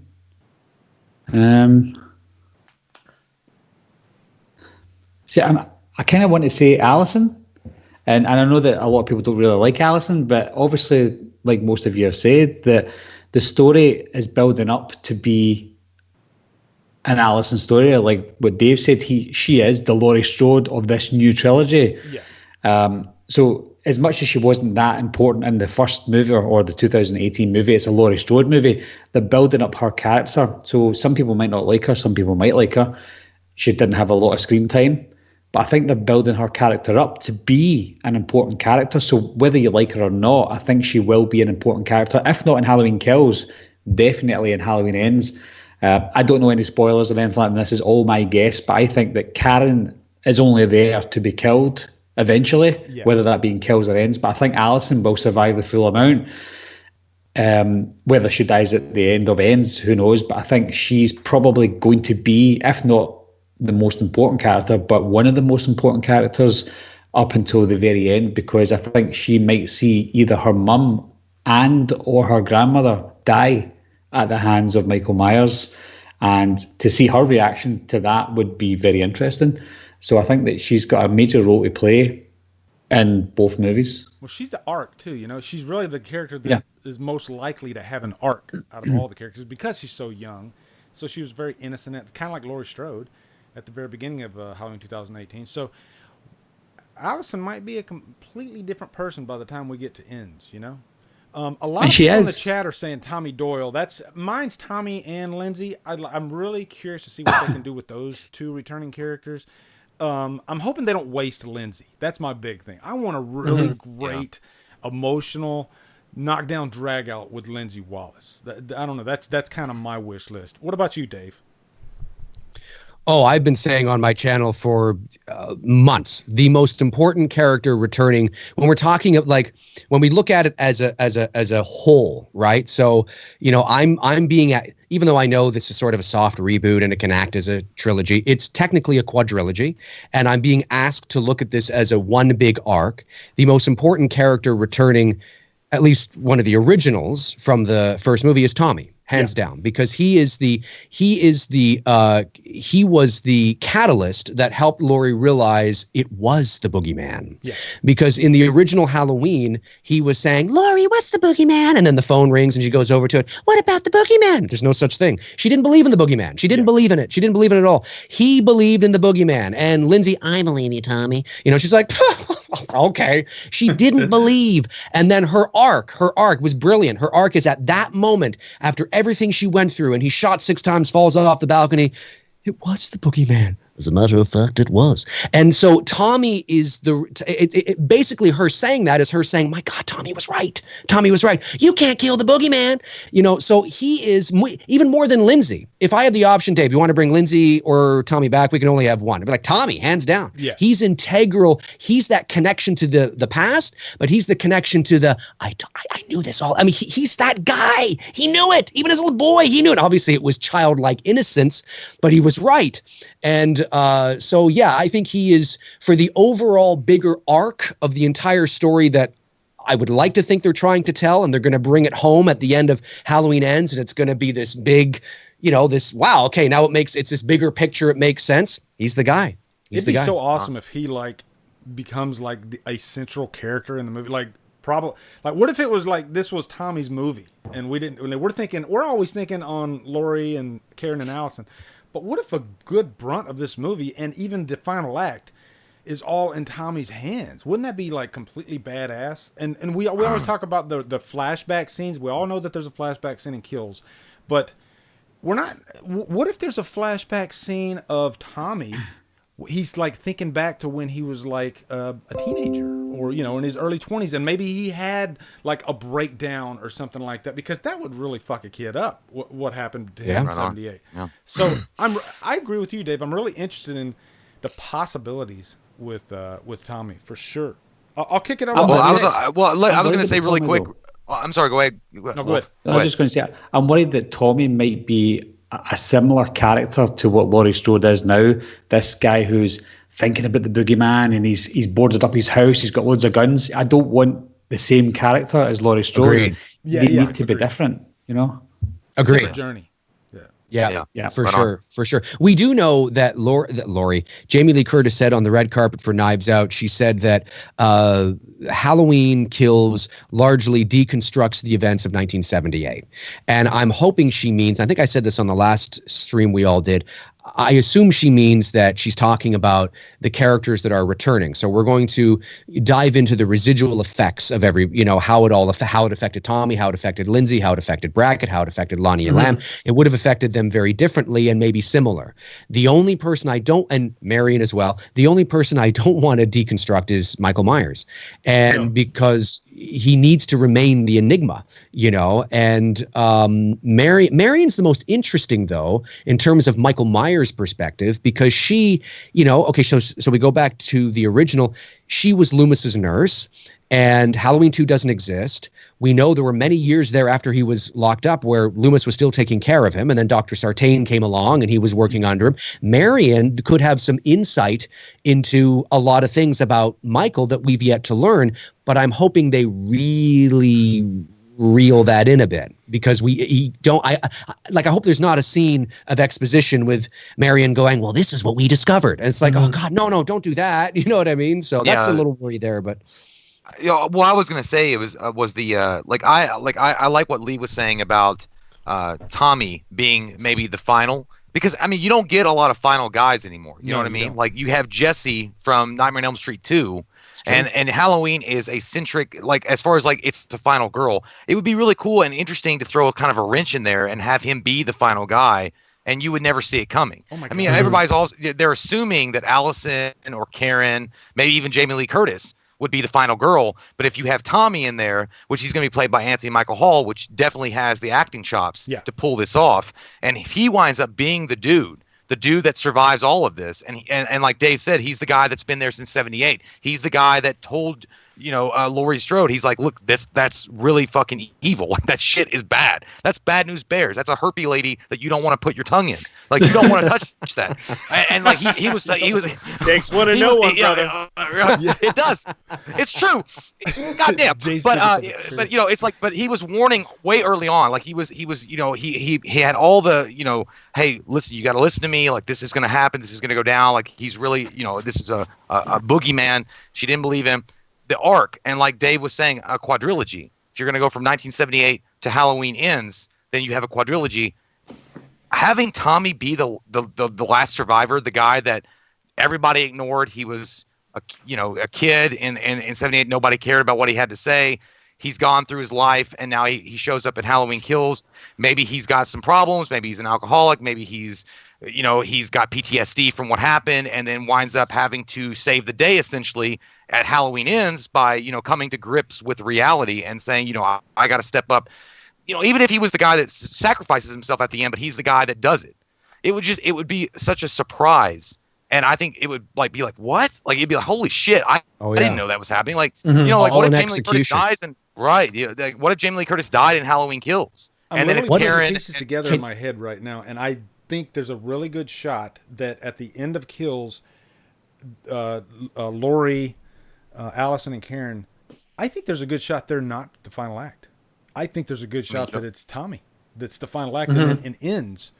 It's Karen and Allison and maybe Laurie Strode. I don't know. I'm going to play the devil. Listen, you know me, I'd be like, whoa, that's ballsy. That's amazing. It's all in the execution, of course. But I think that would be a very difficult thing to keep inside from the test screenings. Holy fuck, they all die. I mean, that would, Right. like that it would be. That's true. That's true. Yeah. I think the probability is low that happens, but who knows what's going to happen in Ends? You know, I mean, maybe, you know, a few people ain't getting out, man. People and standing toe to toe. It's Tommy and the boogeyman. You know, just I remember seeing you across the street. You fucking son. I mean, Jesus. You know, I mean, that might be maybe like, you know how there's that thing where Star Wars is really a story told from the perspective of the droids.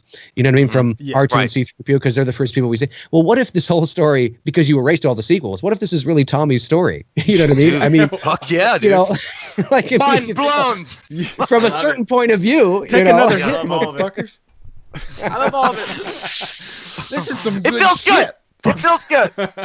Dude, you got that. Wowie wowie. That's that Tommy grade shit. I got another Twitter question. I'm gonna throw this one to Jimmy. I'm gonna do one more Twitter question because I know it's getting late. Okay. But this is a good question actually. This is from Dan at Heron44. He wants to know how long in Halloween Kills until Laurie finds out that he lived. Also, where do we go after? We might talk about that, but I'm interested in that first question. How long does it take before Laurie finds out? Like, and what's her reaction? I mean, I'm sure we all know what that reaction is, but like, how long in the movie do you think Laurie Strode is going to be like, oh my God, he's alive? I feel like it's going to be pretty early on. She's going to end up at Head and Field Memorial. Yeah. She's going to have her reunion moment with Nancy Stevens and Sheriff Brackett. It's going to be so awesome. And then she's going to be like, have this moment of elation or whatever. She's going to be with her daughter and her granddaughter. Everything's going to be great. And then maybe they see cops running by or something like that. I don't know. And then she's just like, what the fuck? And then they get word that Michael lived. And then it's just like this big come down or something like that. Or Allison goes out to find Cameron maybe because he's still out there and to reconcile. And then Laurie finds out Michael's alive and Allison's gone. And, you know, something like that. I feel like there's a lot of good ways they could play it. I like that I don't know. That's the real answer. I don't know. I think here's what I would love to happen. I would love, like, Cameron, he's outside smoking a cigarette or something, right? Everybody's inside. You know, they're happy, they're content, you know, at least we got through this mess, he's gone. Then all of a sudden, the window breaks and Cameron's dead body just like flies into the freaking waiting room. And awesome. It's like, oh my, what the fuck just happened? And then, you know, Cameron like goes back out the window and you see Myers like walking away. I think that would you know, there's going to be some sappy scene with him and Allison. Yeah. And yes, makeup or some shit. I think that'd be amazing. I think a good idea that they could use is Laurie already knows that he survived. Like, you could do her on the pickup truck with her daughter and her granddaughter driving away, and then the daughter and the granddaughter are saying, "Oh, I'm glad that's finally over." And then Laurie ends up going, "It's not over. He's not dead. I know he's not dead." Something like that. Like, she already knows even after leaving. And they're like, "Of course he's dead. He's locked up in the basement." And she's like, "No, you don't." And he's driving the truck. Yeah, well, oh, that's another. Dude, I thought the same shit. Does she keep it a secret? Like, she finds out, but she doesn't want to like alert. You know, she doesn't want everybody else to freak out. So she so it's like this secret that Laurie knows for a portion of the movie. You know, I don't know. What would you guys do if that's happening? So you're in the theater, you're watching this, okay? And they're driving the truck. Everything and he like, said is happening on screen. Yeah, and he's like, and you know, Karen turns, is like, it's over, baby, it's over. It's not over. I can feel it. It's not over. And then Michael's arm comes through the back of the truck, like the glass, grabs Laurie, starts smashing her head up against the thing. He's like, Halloween Kills, bitch. Yes. Out of the truck. I would grab the most vanilla fan that I could find. But you see what's happening? Do you see how it's come together? Laurie dies by getting tossed out of the truck. And then they play the I feel like this credits. is Halloween 4. Oh my God, that'd be insane. Michael uses a gun. You just throw fucking two Uzis like Fucking John Dick Woo, Tracy. just like HallowStream oh, you fucking assholes. That's right. That's right. He's using a gun. Well, let me ask you a question. Do you guys think that overall, do you think that Laurie Strode believe, like, you know, we were talking about earlier about the supernatural aspect of Michael Myers, and you know, this erased Halloween 2 and everything. So do you think that Laurie Strode feels that, like Wolf was saying, that, you know, like she would know, like he's not dead? Do you think that she has an inkling of he's not human? He's not human. Do you think that she already knows that? Yeah. Oh, absolutely. She has to expect that. Yeah, I think that's smart writing, because it's indicative of her character, especially where her character is now. Because we have to remember everything that she went through in 2 and H2O and, you know, Resurrection, that doesn't exist. So there's no history there that she would have beyond the original film, except for the obsession that she has taken upon her, like, you know, upon it over the 40 years. So I think it's a high probability to assume that this is somebody who has maybe even tried to visit the shape, has maybe knows exactly where he is when he's being transferred. Maybe she obsesses over news articles and things. Like, there's so many things that they didn't dive into in that movie that they could do. I mean, she's not just suffering from PTSD. She is obsessed. She's obsessed. So I think it is likely that it would be more indicative of her character to have the intuition, the feeling that there's something not, but you don't want to go too far, you know, in the sense of to have it like a Halloween 5 thing where she, you know, she's going like this up to the camera and it's like, I can feel it, you know. You don't want to do that, but it's just sort of just an instinct, you know, because she knows him better than anybody else. And now that Loomis is dead, she's the one, you know. Right on. Okay. Guys, this was such a freaking blast. I swear, every time we do this, though, it's always fun. It just fucking flies right by, and I got like 10 more topics I want to talk in my head. One quick one was Slash and Suits brought up Michael speaking, and I didn't even want to bring this up because the idea of Michael speaking just really pisses me off. And I honestly don't think. Hey man, I'm Michael. That mistake in these things. So I won't even let you answer. I'm just going to answer that. No, bad idea. Are we all in agreement?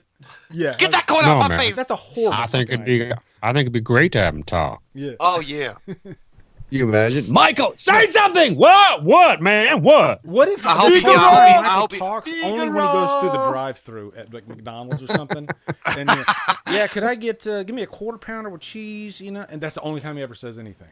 Dude, you know what? Yeah. If he actually did speak, I hope he sounds like the motherfucker from King of Hill that mumbles all the time. Yeah, man, I'm gonna go in there and fucking kill that girl. I'm gonna have Beth give me one of the super chats, okay?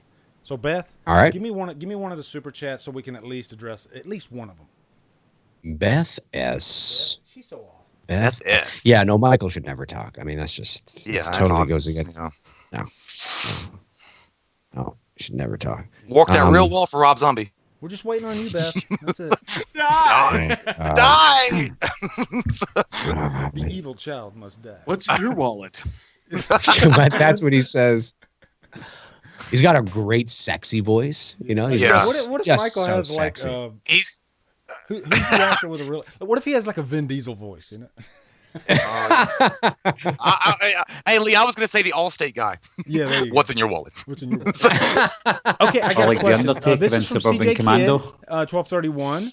He wants to know, dream sequence for me would be to see Dave's Loomis interact with Jay's Loomis. So you guys have the floor. Oh no, Michael! Fuck around, just pour myself a drink of water. Fucking hell. I can set it up for you. You guys are in a time machine, and it's like the new Loomis goes back in time, and he ends up having a conversation with the old Loomis or something like that. So who wants to be old? Who wants to be new? Yeah. I can be the psycho Loomis. I can be the old one. I mean, you're better at it than. You're welcome. Says welcome to the shit show. Yeah, that's pretty much what that is. It's my goat juice. My approach to Loomis is always like he's 3 sheets to the wind. Like he's just like it's like I do like Pleasance in 5, but I talk like Halloween 1 quotes. You know what I mean? It's like I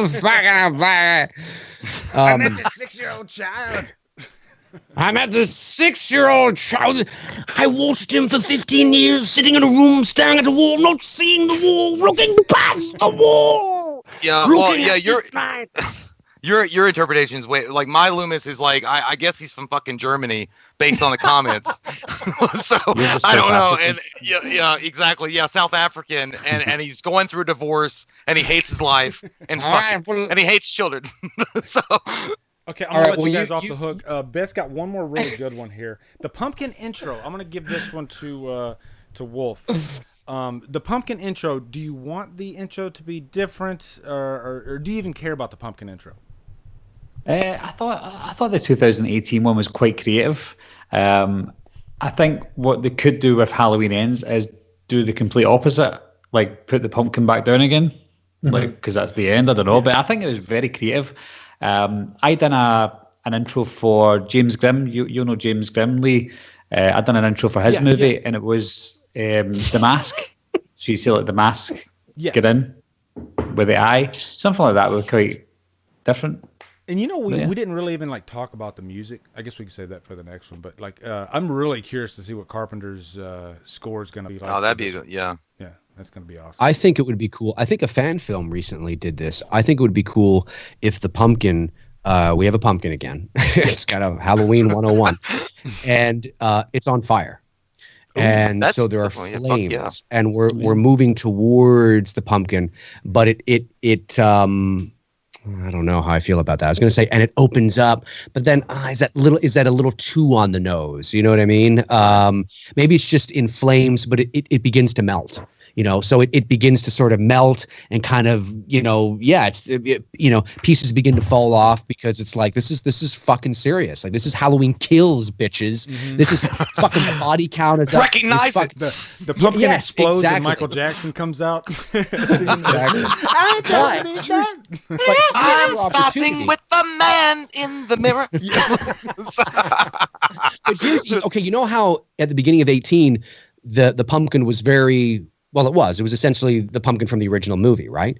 Yeah. Well, I've said this before. I think now that David Gordon Green is making a sequel to his own movie, there's a little bit of liberation that he might feel to be a little more creative and do things that are more him.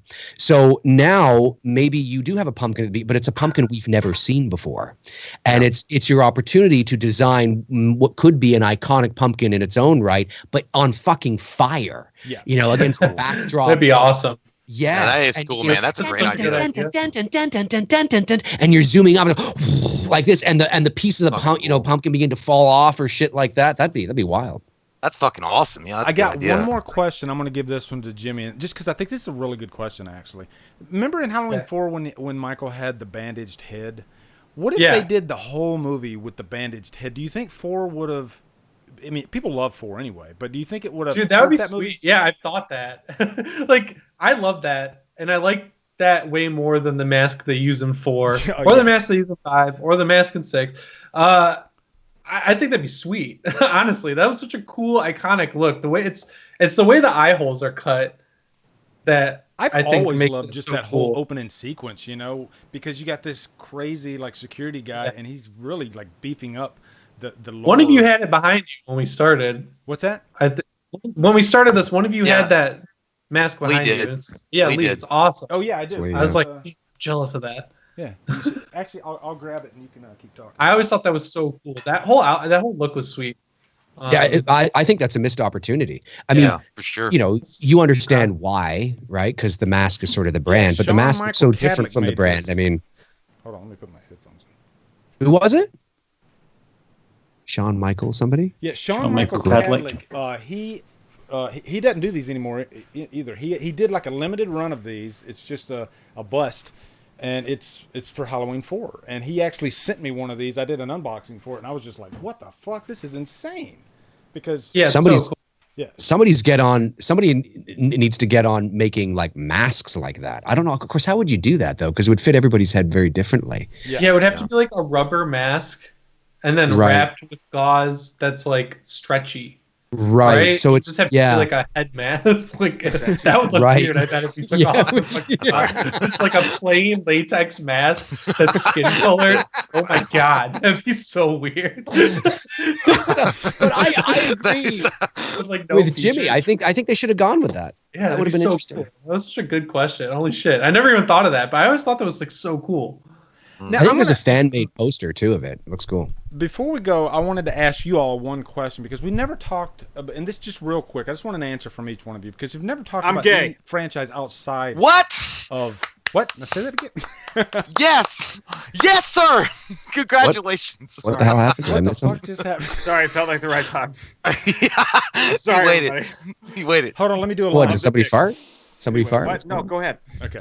I'm gonna start with Mike on this one actually. Mike, outside of Halloween, what's your favorite horror franchise or even just a horror movie outside of just the Halloween franchise? Oh, my favorite horror movie outside of Halloween would be The Exorcist because it scares the tits off me. 1,000% for sure. Good times. Most enjoyable horror movie I've ever seen is probably Shaun of the Dead. It's just a good time, and it's still a horror movie deep down beneath its cockles.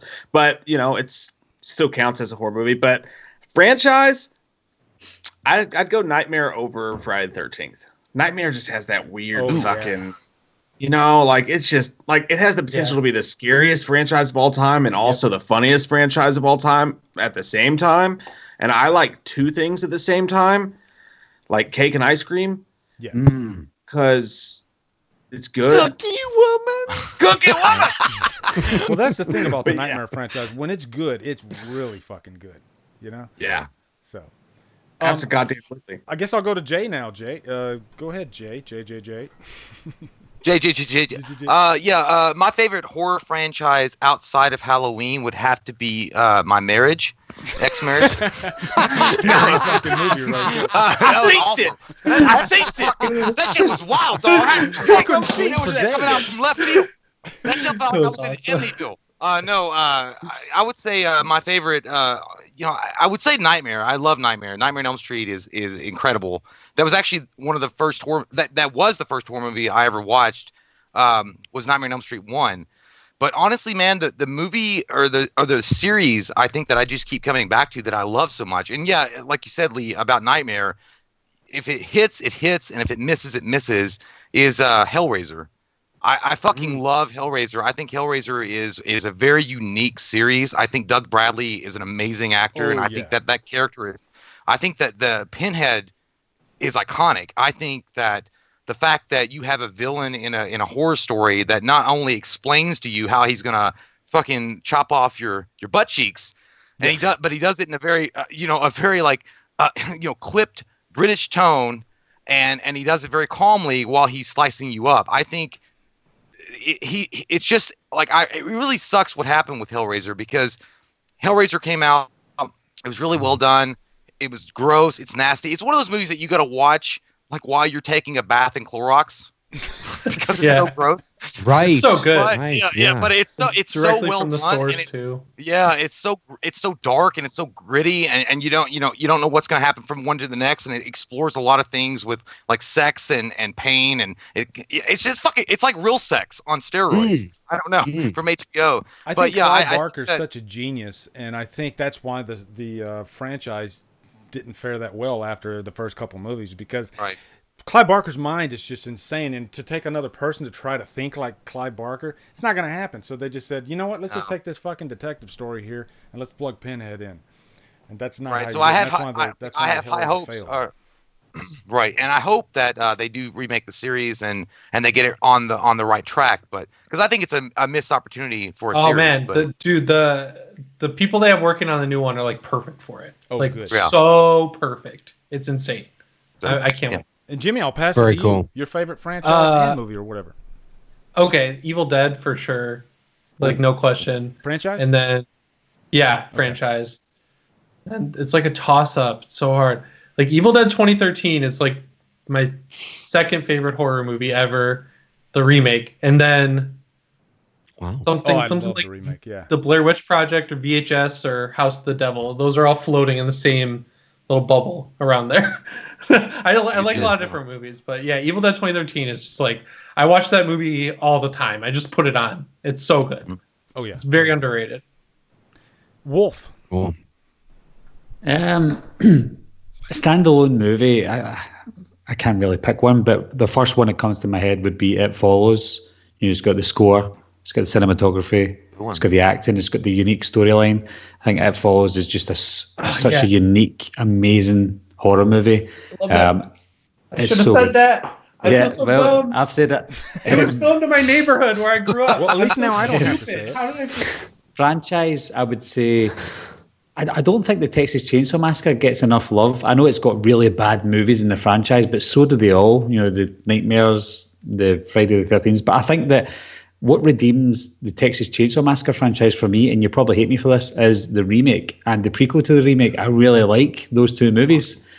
Obviously, the original 1974 is classic, and it's just got it's got that realism to it, and so did the remake and the prequels. It's so gritty and real and realistic that I find myself enjoying and watching the Texas Chainsaw movies more than some of the Friday movies and the Nightmare movies. Obviously, the Nightmare on Elm Street original is a classic, and a couple of the Friday the 13th movies are too. But I find myself going to the Texas Chainsaw movies more out of all the top franchises.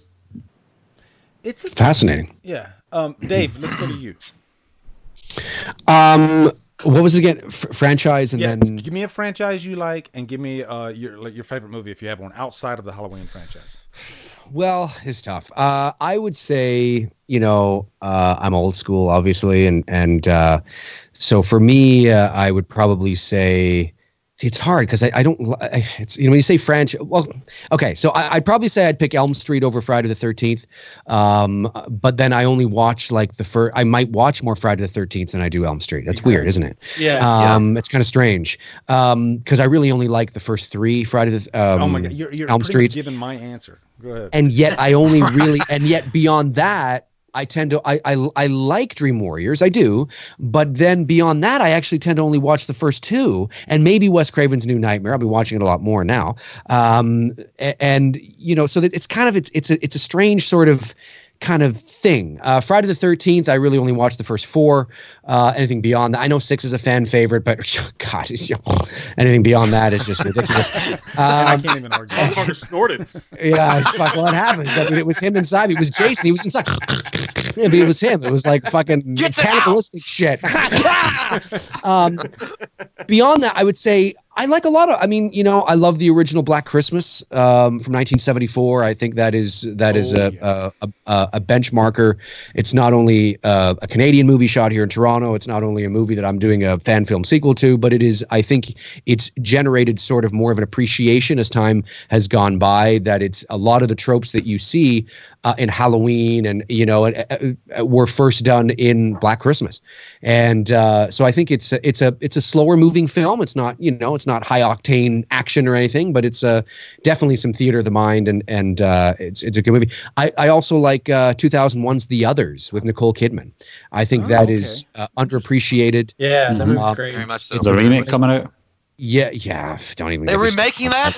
Yeah. Are you fucking kidding? Why? What the shit? Completely unnecessary. Why? Oh yeah. Oh my God, I didn't know. Love The Exorcist as well. I think The Exorcist is terrific. I also love Rear Window and the Hitchcock film, which I think is great. The first Psycho, of course, is great. I mean, there's so many, but I would say that in my Rolodex would be the first couple of Elm Streets, Black Christmas, The Others, Exorcist, things like that. Yeah. Did you see some Scream love out there too, by the way? Dude, I just watched that the other night. Exorcist 3? That one's good. I love the third Exorcist. I don't know what Mike's saying because it sounded like it's like no, it's okay. It just sounded like Mike was going. It sounded like Mike was going. Mom. I was just screaming about me being gay again. No, it's no big deal. No, I thought, dude, I swear to God, I swear to God, dude, Mike, I thought you were like sexual lizard. I thought I heard the word mom. No, all I said was I just want to throw some love to Scream out there real quick too, because I think that like Like it's so, all of them are so watchable, even the shitty ones. It's like, it's such, it belongs right there with this whole fucking bubble of bullshit we're talking about. Not that it's bullshit, but it belongs in there with it. It belongs in a museum. Yeah, for sure. I love it. Yeah. I swear, all your answers are right for me, and Scream might be the most consistent, even though there are only 4 franchises. I could borrow a little bit of every one of your answers, like what Wolf was saying about Texas Chainsaw. I think I like a lot of the Texas Chainsaw movies, actually. I mean, I don't want to repeat everything you guys are saying. You know what? I can't pick an actual franchise out. I love them all, really, in different parts. But I will say for movies, I really love the original Suspiria. Like, that's one, I don't know. It's one I can just, like, throw in and not even pay attention to. And it's just a beautiful movie to look at. I love that Italian horror, like, feel to. I don't know. I just love Italian horror, how they are with violence, Sure. It gets pretty crazy with the violence, and I like that. So. And let's not forget Psycho, obviously. Yeah. Like I said, but also Psycho 2 is actually pretty damn good. One of the most underrated sequels ever. Like, and of course, shout out to Dean Cundy, who shot that. Yeah, and Psycho 3's not as good as 2, but it's watchable. I was gonna say it's passable. I like that franchise. The first Sleepaway Camp, I do love too. that movie to death too, just because that ending's crazy. So yeah, What's the Psycho with Jeff Fahey in it? 3. Watch the 3. guitar. Yeah, I quite like that. I love Psycho 3. Yeah. I saw that at a drive-in movie theater. That was the only drive-in movie theater experience I've ever had. Psycho 3, loved it. You know what movie was great too? Yeah. What modern horror film doesn't get enough love? I don't think it is, and I just watched it a couple of weeks ago on my Two Dudes and Some Bullshit show, and is the first Insidious. I think the first Insidious is terrific. Yes. Really fucking It's good. terrific because it sort of gets overshadowed by The Conjuring because Juan did both films. Yeah. And The Conjuring's great. It's great, but people sometimes forget how damn good that first Insidious movie is. Absolutely, man. And Drag Me to Hell too. It's that Mhm. same kind of Yes. time frame. Oh, that's great. Yes. That's a good one. I prefer Yes. Insidious over The Conjuring because I think The Conjuring is a movie that's been done like so many times. Insidious felt And also- original. Yeah, and Lynn Shay was fucking amazing. Oh, Lynn Shay was so good. Like you really could see yourself through her eyes, especially as the series went on and she developed as more of a character. Like, oh my god, it was fucking amazing. Yeah. Oh, yeah. Yeah. That scene with the boy standing facing the wall when she was doing the laundry Yeah. was Yeah. creepy. And that's the kind of scenes that you want to see, like unintentional but intentionally scary. Because I watched that. Somebody said to me, watch this scene, and I watched it, and they're like, did you like that? I'm like, what happened? He said, right, rewind it. I'm like, okay. And then I saw it again, I just got goosebumps. I'm like, oh my God, how did I not see that? That's terrifying. Oh yeah, it's great. It's great stuff, and I'm very curious to see what The Conjuring 3 will be like. Right. I really liked the first one. I thought Juan did a terrific job in that suspense and slow burn, and I thought it was great. 2, I felt about 2 like I did Insidious 2, and Juan did both sequels. I thought 2 was fine. You know, it was good. It was fine. It wasn't as good as the first one, but I thought it was all right. Yeah. 3, I actually enjoyed. Sorry, I'm talking about it. Insidious now. Conjuring. We've yet to have a Conjuring 3. We've had, of course, the Annabelle films, which I don't understand why, but anyway. So no one does. She's an auxiliary player. I don't understand why you'd build into. It's hard to believe we have 3 Annabelle films and 2 Conjuring movies. I mean, what the hell happened here? But I'm really looking forward to seeing what they do with the Conjuring 3. Now, it's not Juan directing it, but it should be interesting. You know, I think that comes out. Supposed to be coming out this year. Pretty soon, yeah. The Conjuring September? 3, the devil made me do it while drinking his juice in the South Central of the something hood. like that. South Central LA. Yeah. You saw like that's a fucking song from the Georgia Satellites.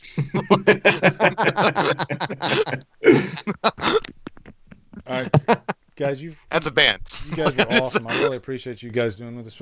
One thing I always like to do before I end a stream like this is find out what's on your plate.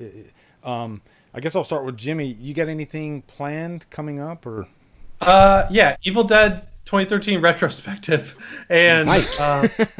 I'm doing I do these videos like every few months where I just check in on a franchise, and I'm doing Hellraiser because nice. A lot's happened there, so I'm doing that. That's on the plate now. Awesome. Mike and Jay? Go ahead, Mike. Lay it out, actually, sir. you know what? We're just doing a bunch of live streams and just like fucking going with what's going on. I did want to say two things though, so I'll steal this opportunity to say it if I could real quick. Number one, I just want to say that it's fucking cool as shit to be here with you guys. And how lucky are we, despite all this? I know we talked a little bit of shit about Halloween 2018 and a little bit of shit about what we want.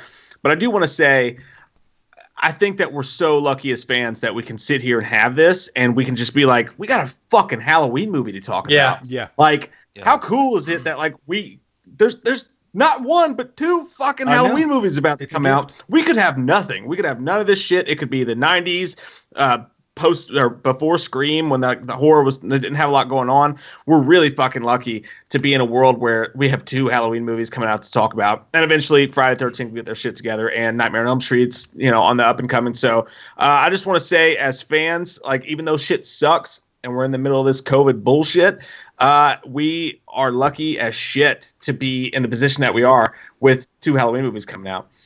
Amen, brother. Yeah, and I want to also reflect on what Mike is saying. Like, we are very happy and honored to be here with all you guys. You guys are amazing, content creators. We love you guys. We watch your shit. Like, we think you're good. We think you're awesome.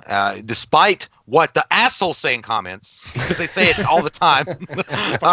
We love you guys. You guys are awesome. Thank you so much. And again, I would love, also to say to Lee, thank you so much for getting us all together. It's a very uncertain time, and I'm glad that we can all come together from across the world, and be here and have this discussion. And like Mike was saying, we have a Halloween movie, guys. It's coming out. One way or the other, it's coming out, and we are going to fucking talk about it, and we're going to have a review on it, and we're going to do all this stuff together, and it's awesome as shit. So I'm really happy to be here, like Mike is, with this community. So fuck yeah.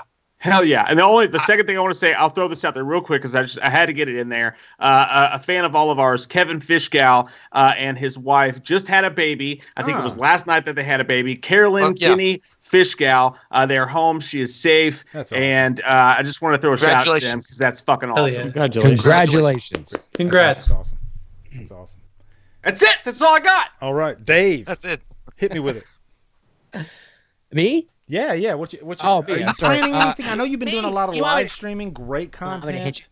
Yeah, I've moved over primarily to I still do my standalone videos, but I moved over into the live stream sort of things because it's a little easier for my schedule, and so far so good. I think I'm up to episode, I think next Tuesday will be episode 48 or something like that. So so every Tuesday, Thursday, Friday mornings at 11 is McCoy Live, and then Monday nights, although it won't be this Monday night, funny enough, because we had to push it to Wednesday, because this Monday night I have a production meeting with Cecil Laird of The Horror Show and Vincent DeSante of Never Hike Alone and Miko Hughes, and because we're going to be doing a read through of Dylan's New Nightmare, so that'll be a lot of fun. But usually, so our show of Two Dudes and Some Bullshit that I do with Tony Michael is usually every Monday night, but that'll be this coming Wednesday at 7 because of what I have to do Monday. But it's usually every Monday night at 7 p.m. We sit down, we watch a movie. It's just like friends hanging out watching a movie. Everybody's encouraged to join in, and if you got it, you watched along with us. So that's kind of fun. And then, of course, I'm in late development on a Black Christmas fan film entitled It's Me, Billy. And we have cast already. There's a couple of spots we still have to cast, but we're deep into development, so much so that we were supposed to launch our Indiegogo campaign this month, but decided against it because of everything that's going on. So just gives us more time to hone, the script and the campaign and things like that. But we are...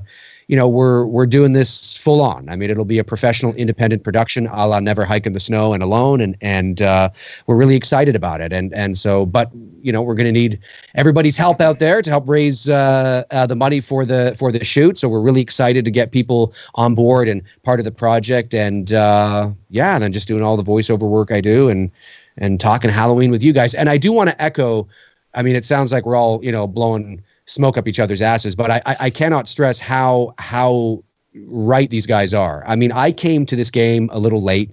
I only started doing this like this a couple of years ago. This isn't my full-time job, and I am continuously, I should say. Continually? No, I think it's continually, because if it's continuously, it means I'm just thinking about it all the time, every day. I am always. I'm honored, and I am am inspired by your work ethic and your ability to juggle things. You know, some of you are married, some have kids, some have full-time jobs, 9 to 5, and you're still dishing out, you know, content that is amazing. And about once a year, if you've noticed, I will make a tweet about this and I'll tag all you guys in it because, you know, I gain new subs and new followers all the time, like, you know, we all do. And I just want people to know that, you know, I do most of my work from home. I don't have a traditional 9 to 5 job. This is my home studio. My commute is from the bedroom to the basement. This is where I work. And I find it difficult to do. So I cannot imagine how hard it would be if you have a full-time job, you got children, you got a wife, you got a family, you got, you know, things you have to coordinate, and you guys are killing it, you know, and it's just, I cannot stress enough how much that inspires me. And you know, when I'm having a down day and I'm like, oh, I'm so exhausted. Oh, but fuck, look, he just put up a thing and he's taking care of kids. Fuck! You know, and it's like, it's like, well, if he's doing it, I gotta. It's just, it's amazing, and I sincerely mean that. And I make that post, you know, like I said, because I want people to know that this is, you know, it looks easy, but you're only seeing the end result of it all. So, right on. You know, awesome stuff. And before I go to Wolf, Love you, Dave. I will say, as a Black Christmas fan and as a Nightmare fan, I'm actually so looking forward to both those fan films, just because of what they did in. And I'm not going to get into a whole debate on Black Christmas 2019, but I just will say that they didn't do Billy right. And when you announced that you're doing It's Me, Billy, they didn't do Billy at all. Yeah, as a fan, I was just like, finally, somebody's going to give Billy some justice. And I know I did filmmaker that you are. And I can't wait for that. And then also your Dylan's New Nightmare, you and Cecil are doing, and your crew. I think it's genius, the idea to bounce off of New Nightmare and with the same character, Dylan. I think that's amazing. So I'm a fan actually of what you're putting out. So I'm really looking forward to it. And now I want to go to that, Wolf. I do. Wolf, what do you got on deck, brother? Yeah, well, just before I tell you what my channel's doing just now, I just want to say to Dave as well, I've been following the Indiegogo campaign for Dylan's New Nightmare. I've pledged to it as well because I think it looks amazing. I'm loving the fact that Michael Hughes is back as well. He was one of my favourite actors growing up as a kid because he's just a little bit younger than me. Watching Pet Sematary, New Nightmare, Mercury Rising, Kindergarten Cop, all those movies, just watching Michael Hughes growing up, it was amazing. And the fact that he's got this idea that no one even thought of until now, until Cecil done this. I thought this is one of the most unique fan film ideas that I've ever saw. So I had to pledge. And then when I saw you were playing Freddy, I thought this is great. Oh, yeah. So I'm really looking forward to that. It's going to be fun, and I've read the script, and I can tell you it's fun. Yeah, it looks so good. Yeah. But apart from that, on my channel, I had a few things set out for my channel before this whole coronavirus. I had the Wrong Turn franchise I was doing, which I did actually complete. I was going to do the Scream franchise, Texas Chainsaw, and the Ginger Snaps. But because my kids are at home now, I'm finding it hard to watch the movies, write the reviews, and then do the reviews. So I'm doing a lot less reviews at the moment because of that. So I'm just kind of doing them as and when I can, to be honest. And because my son, he loves horror, but he's not allowed to watch horror. He wanted to do little fan films, so I done a little Michael Myers 3-minute fan film with him. That was adorable. That was amazing. That was awesome. He's like, I want to direct it, I want to do this. I'm like, it's your idea. Let's go. He was so cute. Cool. Yeah, so we'll probably do more of them because he loves doing those little things. Not fan films, I call them little micro films. Yeah. I'll probably put a few of them out. But yeah, kind of dribs and drabs. I'm doing movie reviews here and there, and obviously the Halloween content. But apart from that, it's just kind of as and when I can. Well, and again, before I go to anybody else, sorry guys, you have all stole the show from me as well. I don't really know what to add to what Mike, Jay, and Dave said far. I just appreciate everybody. I'm really honoured to be part of this group, this community, the horror community, the Halloween community. And again, you're all doing an amazing job, and I'm just so thankful to be part of it. Well, you're just as important as everybody on this stream. I think we all just we love you, Wolf, man. You're great. Yeah, man. you're just as important as all of us. Yep. But a couple things I wanted to say. First off, I just want to thank all my guests. I mean, Mike and Jay, you guys like influenced me to start my own channel. I used to watch you guys when I was in Afghanistan back in 2012. 3 years before I even started my channel, and I was like, I feel like I could sit next to those guys and have a beer, and I wish I could do what they're doing. And here I am, I'm doing a stream with Mike and Jay from We Watched the Movie. I still can't believe this is happening. It's very strange. It's surreal. But that also always blows just my mind, man. Yeah. Also, just your friendship with Dave and Wolf and Jimmy. It's cool because I started doing Halloween updates back in 2015 with Halloween Returns, and it's just cool that we're all here now talking about this franchise that we all know and love, and we all have, like I was just saying, we all have different voices, but I think it's just kind of cool, and I think it was like an irresistible idea to put us all together because we all have different opinions about things. And even outside of us, content creators on YouTube in general right now are more important than ever, and I know that because of the messages that I've been inboxed constantly lately. I'm getting more messages now than I ever have, and it's really just people that are at home and they're just looking for content, and they're like, thank you so much for giving me content. And I'm sure you guys are getting the same thing, but I think the YouTube platform right now is more important than ever, and I think this could be the start of a dawn of a new era of entertainment, because I see people putting more into their videos, more into fan films. I think the content's just better than it for me, it's a challenge because I'm like, how am I going to compete with these guys? Like, all you guys put out amazing content. So it's just like we feed off of each other, I guess. I don't know. It's strange, but I'm blessed. I'm really blessed to know you guys. And I hope that trailer finally comes out. And then after that trailer comes out, I can get you guys to come back on here and we can break it apart, and who knows what else. But well, I don't want to speak for everybody. I don't want to speak for everybody, Lee, but we love you. We think you're great, and we all have our individual reasons for doing this. And but the main thing that I think that we share is the community. Like we all get that the community is what's important, and we all have a love of the franchise, which is Halloween. And we're not like, this person puts out a video or that person puts out a video or whatever, but we're not in a competition with one another. We're just happy to bring any kind of content to anybody that's listening. You know what I mean? And I think that we have this brotherhood.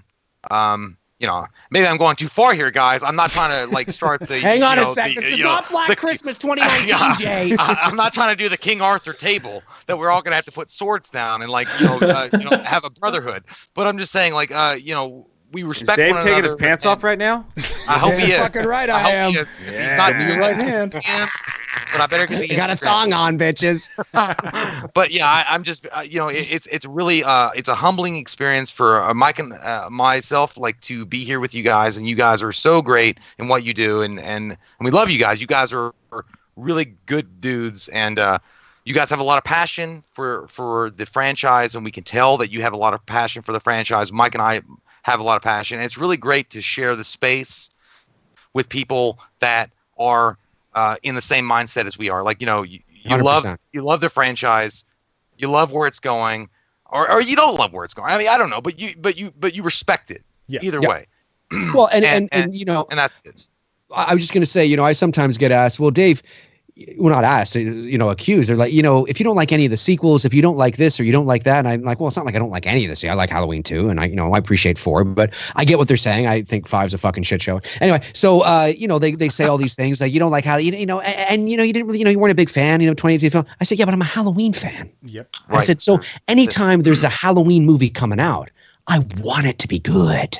I want it to succeed, because I'm a Halloween fan. So I love talking about all the details and and this and that and this, and I get excited over it. And then you see the movie and you let the chips fall where they may. But you don't have to love every Halloween movie to talk about Halloween. No, you can talk about exactly. 100%. I've reviewed Halloween 6 3 times. Hey, I don't know if this is possible. Well, I mean, it's possible, but I don't know how likely it is because of our schedules. And I know we definitely will also want to have our own stuff on our own channel in regards to this. But I'll take you to the Cheesecake Factory if that's what okay. I'll get you an appetizer. Yeah. How cool would it be? How cool would it be, though?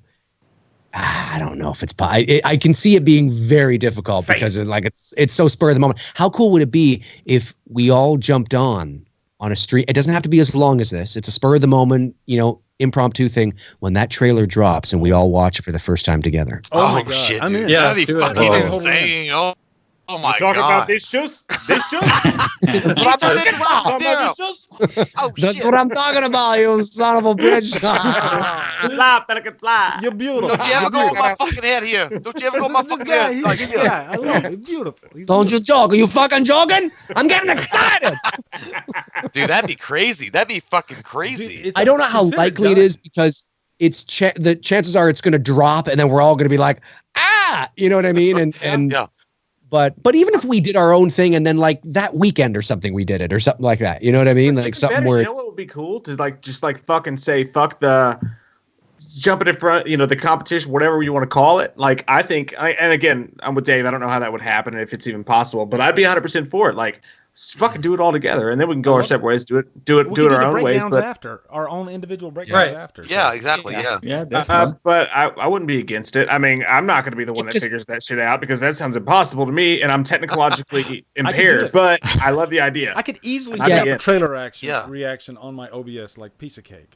So yeah, we could do it on Dave's channel. We could do it on my channel. I don't care. Let's just do it. Anyway. I love that idea, Dave. I really do. Like all of us, you know, the first time having a knee-jerk reaction at the same time for a fucking massive trailer like that. And then, of course, you know, like you said, you go off on your own and do your own, you know, your thoughts or whatever. Right. But in the moment, holy shit, dude. That'd be great. We'd be like Power Rangers. Too, like fucking Zordon would come down. Can you imagine if we did it live? Which is what I'm assuming we're talking about, right? Yeah. We're talking about doing it live, right? Mm-hmm. Yeah. Can you imagine the day it drops, we go live, right? Because that's what I'm talking about. I just want to make sure everybody knew that I wasn't talking about pre-recorded. We're doing it. Right? I know what you're talking about. We're doing it live, right? So we're live, right? And all of a sudden, you know, like there'd be probably like 1,000 people watching. You're like, holy shit! Because as soon as it drops, everybody's online looking for people talking about it. You know what I mean? Yeah. You I'll brought bring it the up, Tostitos. so we could even do it on your channel if you want, Dave. Oh, I don't give a frog's fat ass. I know where it goes. I just think it'd be great. You know, it'd be a lot of cool fun. as fuck, We'll see. man. If anybody, like I know a few people connected in the industry. If I hear anything like a heads up anywhere, I'll let you guys know. Okay. Fuck yeah. I'll drop everything at the drop of a hat to do it. So I would too. Because it's that would be fun. I'll wake up. I'll literally wake him up at 3 o'clock in the morning. Oh, that's right. It could be. Get the fuck up. We're gonna react to this trailer. I'll be there. Wake the fuck up. It's just his picture. It's just his picture. Get up, you fuck. This was fun, guys. Awesome, guys. Mizzy E says, "Fuck it, we'll do it live." Fuck it, we'll do it live. Fucking thing sucks. Oh shit! You broke that shit. Fucking did, man. It was like a log, man. All right, guys. I guess we're gonna wrap it up here. But man, this was a lot of fun. So I'm holding you to it now, Dave. We're doing that trailer reaction live, all of us. So I got a piece. Let's do it. I'm ready. Jimmy and Wolf don't even get a say. Fuck it. We're done. I'm down. I said I was down. Okay, you said It doesn't matter what you're doing, having sex, taking a shit, just fucking wrap it up and let's go. It's like, let me get my fucking phone. I don't give a shit. I'm taking I'm in the middle of a deuce. I'm in the middle of a deuce. Oh shit, that looks good. You're on the you're on the can. Now we're talking my language. Yep. Yeah. Yep. In the middle of sex. Hang on a sec, honey. Yeah. All right, guys. You I like guess we're roll gonna hang it over. up here. You like roll over and she's like not looking Thanks at for you. watching, You're like, everyone. Okay, good night, everybody. Bye. Fucking thing sucks. Okay. I guess we're gonna hang it up here now, guys. This was a lot of fun. I could talk to you guys all fucking day. What are you laughing at now, Dave? I thought we did. Like, good night, everybody. There's like 5 seconds of silence, and then you're like, okay, I guess we're gonna end it now. I'm about to die for like 20 thought we were minutes. gonna- It's I'm like on the most critical. I thought we were gonna hang out. I thought we were gonna watch Dave have sex and watch Halloween Kills. Like, what happened? We'll all keep talking, and I'll just randomly end the stream when you guys don't even know it. How about that? I'll make some pizza rolls. I'll bring pizza rolls. We're gonna and some watch you. Capri Suns. We're gonna watch you eat them. Yeah. So good. I'm gonna look like good. Christian Bale in American Psycho. That's what I'm gonna look like. Yeah, I'm gonna run up with a Capri Sun and just put it in your mouth and be like, "Hydrate, Dave," and then like it's gonna start at the bottom. And we all can't wear pants when we're doing that reaction. Yeah, I'm not wearing any right now. Oh, sweet. I Naked. figured at least half. I feel like I like what Lee's saying. So we don't wear pants, and then when the trailer ends, we all stand up. Yeah, that's exactly what I was thinking. we all stand up. But the trick is one of us is not wearing underwear. Right. I just assumed that none of us were. And nobody knows who that is. And then we all stand up and we're all naked. There it is. Everybody in the chat's got to pitch in $1, and one of them's gonna, or whoever guesses it, they get to win the pot. I don't know. Yeah, and as everyone's wieners show up on camera, we play the song from Frasier. It's like, I don't know what to do with those tossed salads and scrambled. And then you got to try not again. Oh shit! And someone does a little shake right at the end, and it zooms in. And then we're out. Hey, baby, I hear the blues are calling. TMZ. It's like a YouTube stream that was promoting a Halloween fucking trailer winds up on TMZ for like promoting like male sexual organs or some shit. Like, did you see that dick? Like everybody else was wearing underwear and there was a big old cock out. You won't believe what they did on the last HallowStream. It was insane. You're not gonna believe I have to cut out because the headset died. I can't hear you. But no, I had a ton of fun. I'm excited to do the live stream next time. I will be back for the next one of these. Yes. All right. Okay. Goodbye, everybody. Everybody have a good night. Bye. I'm hitting stop. I hear a lot of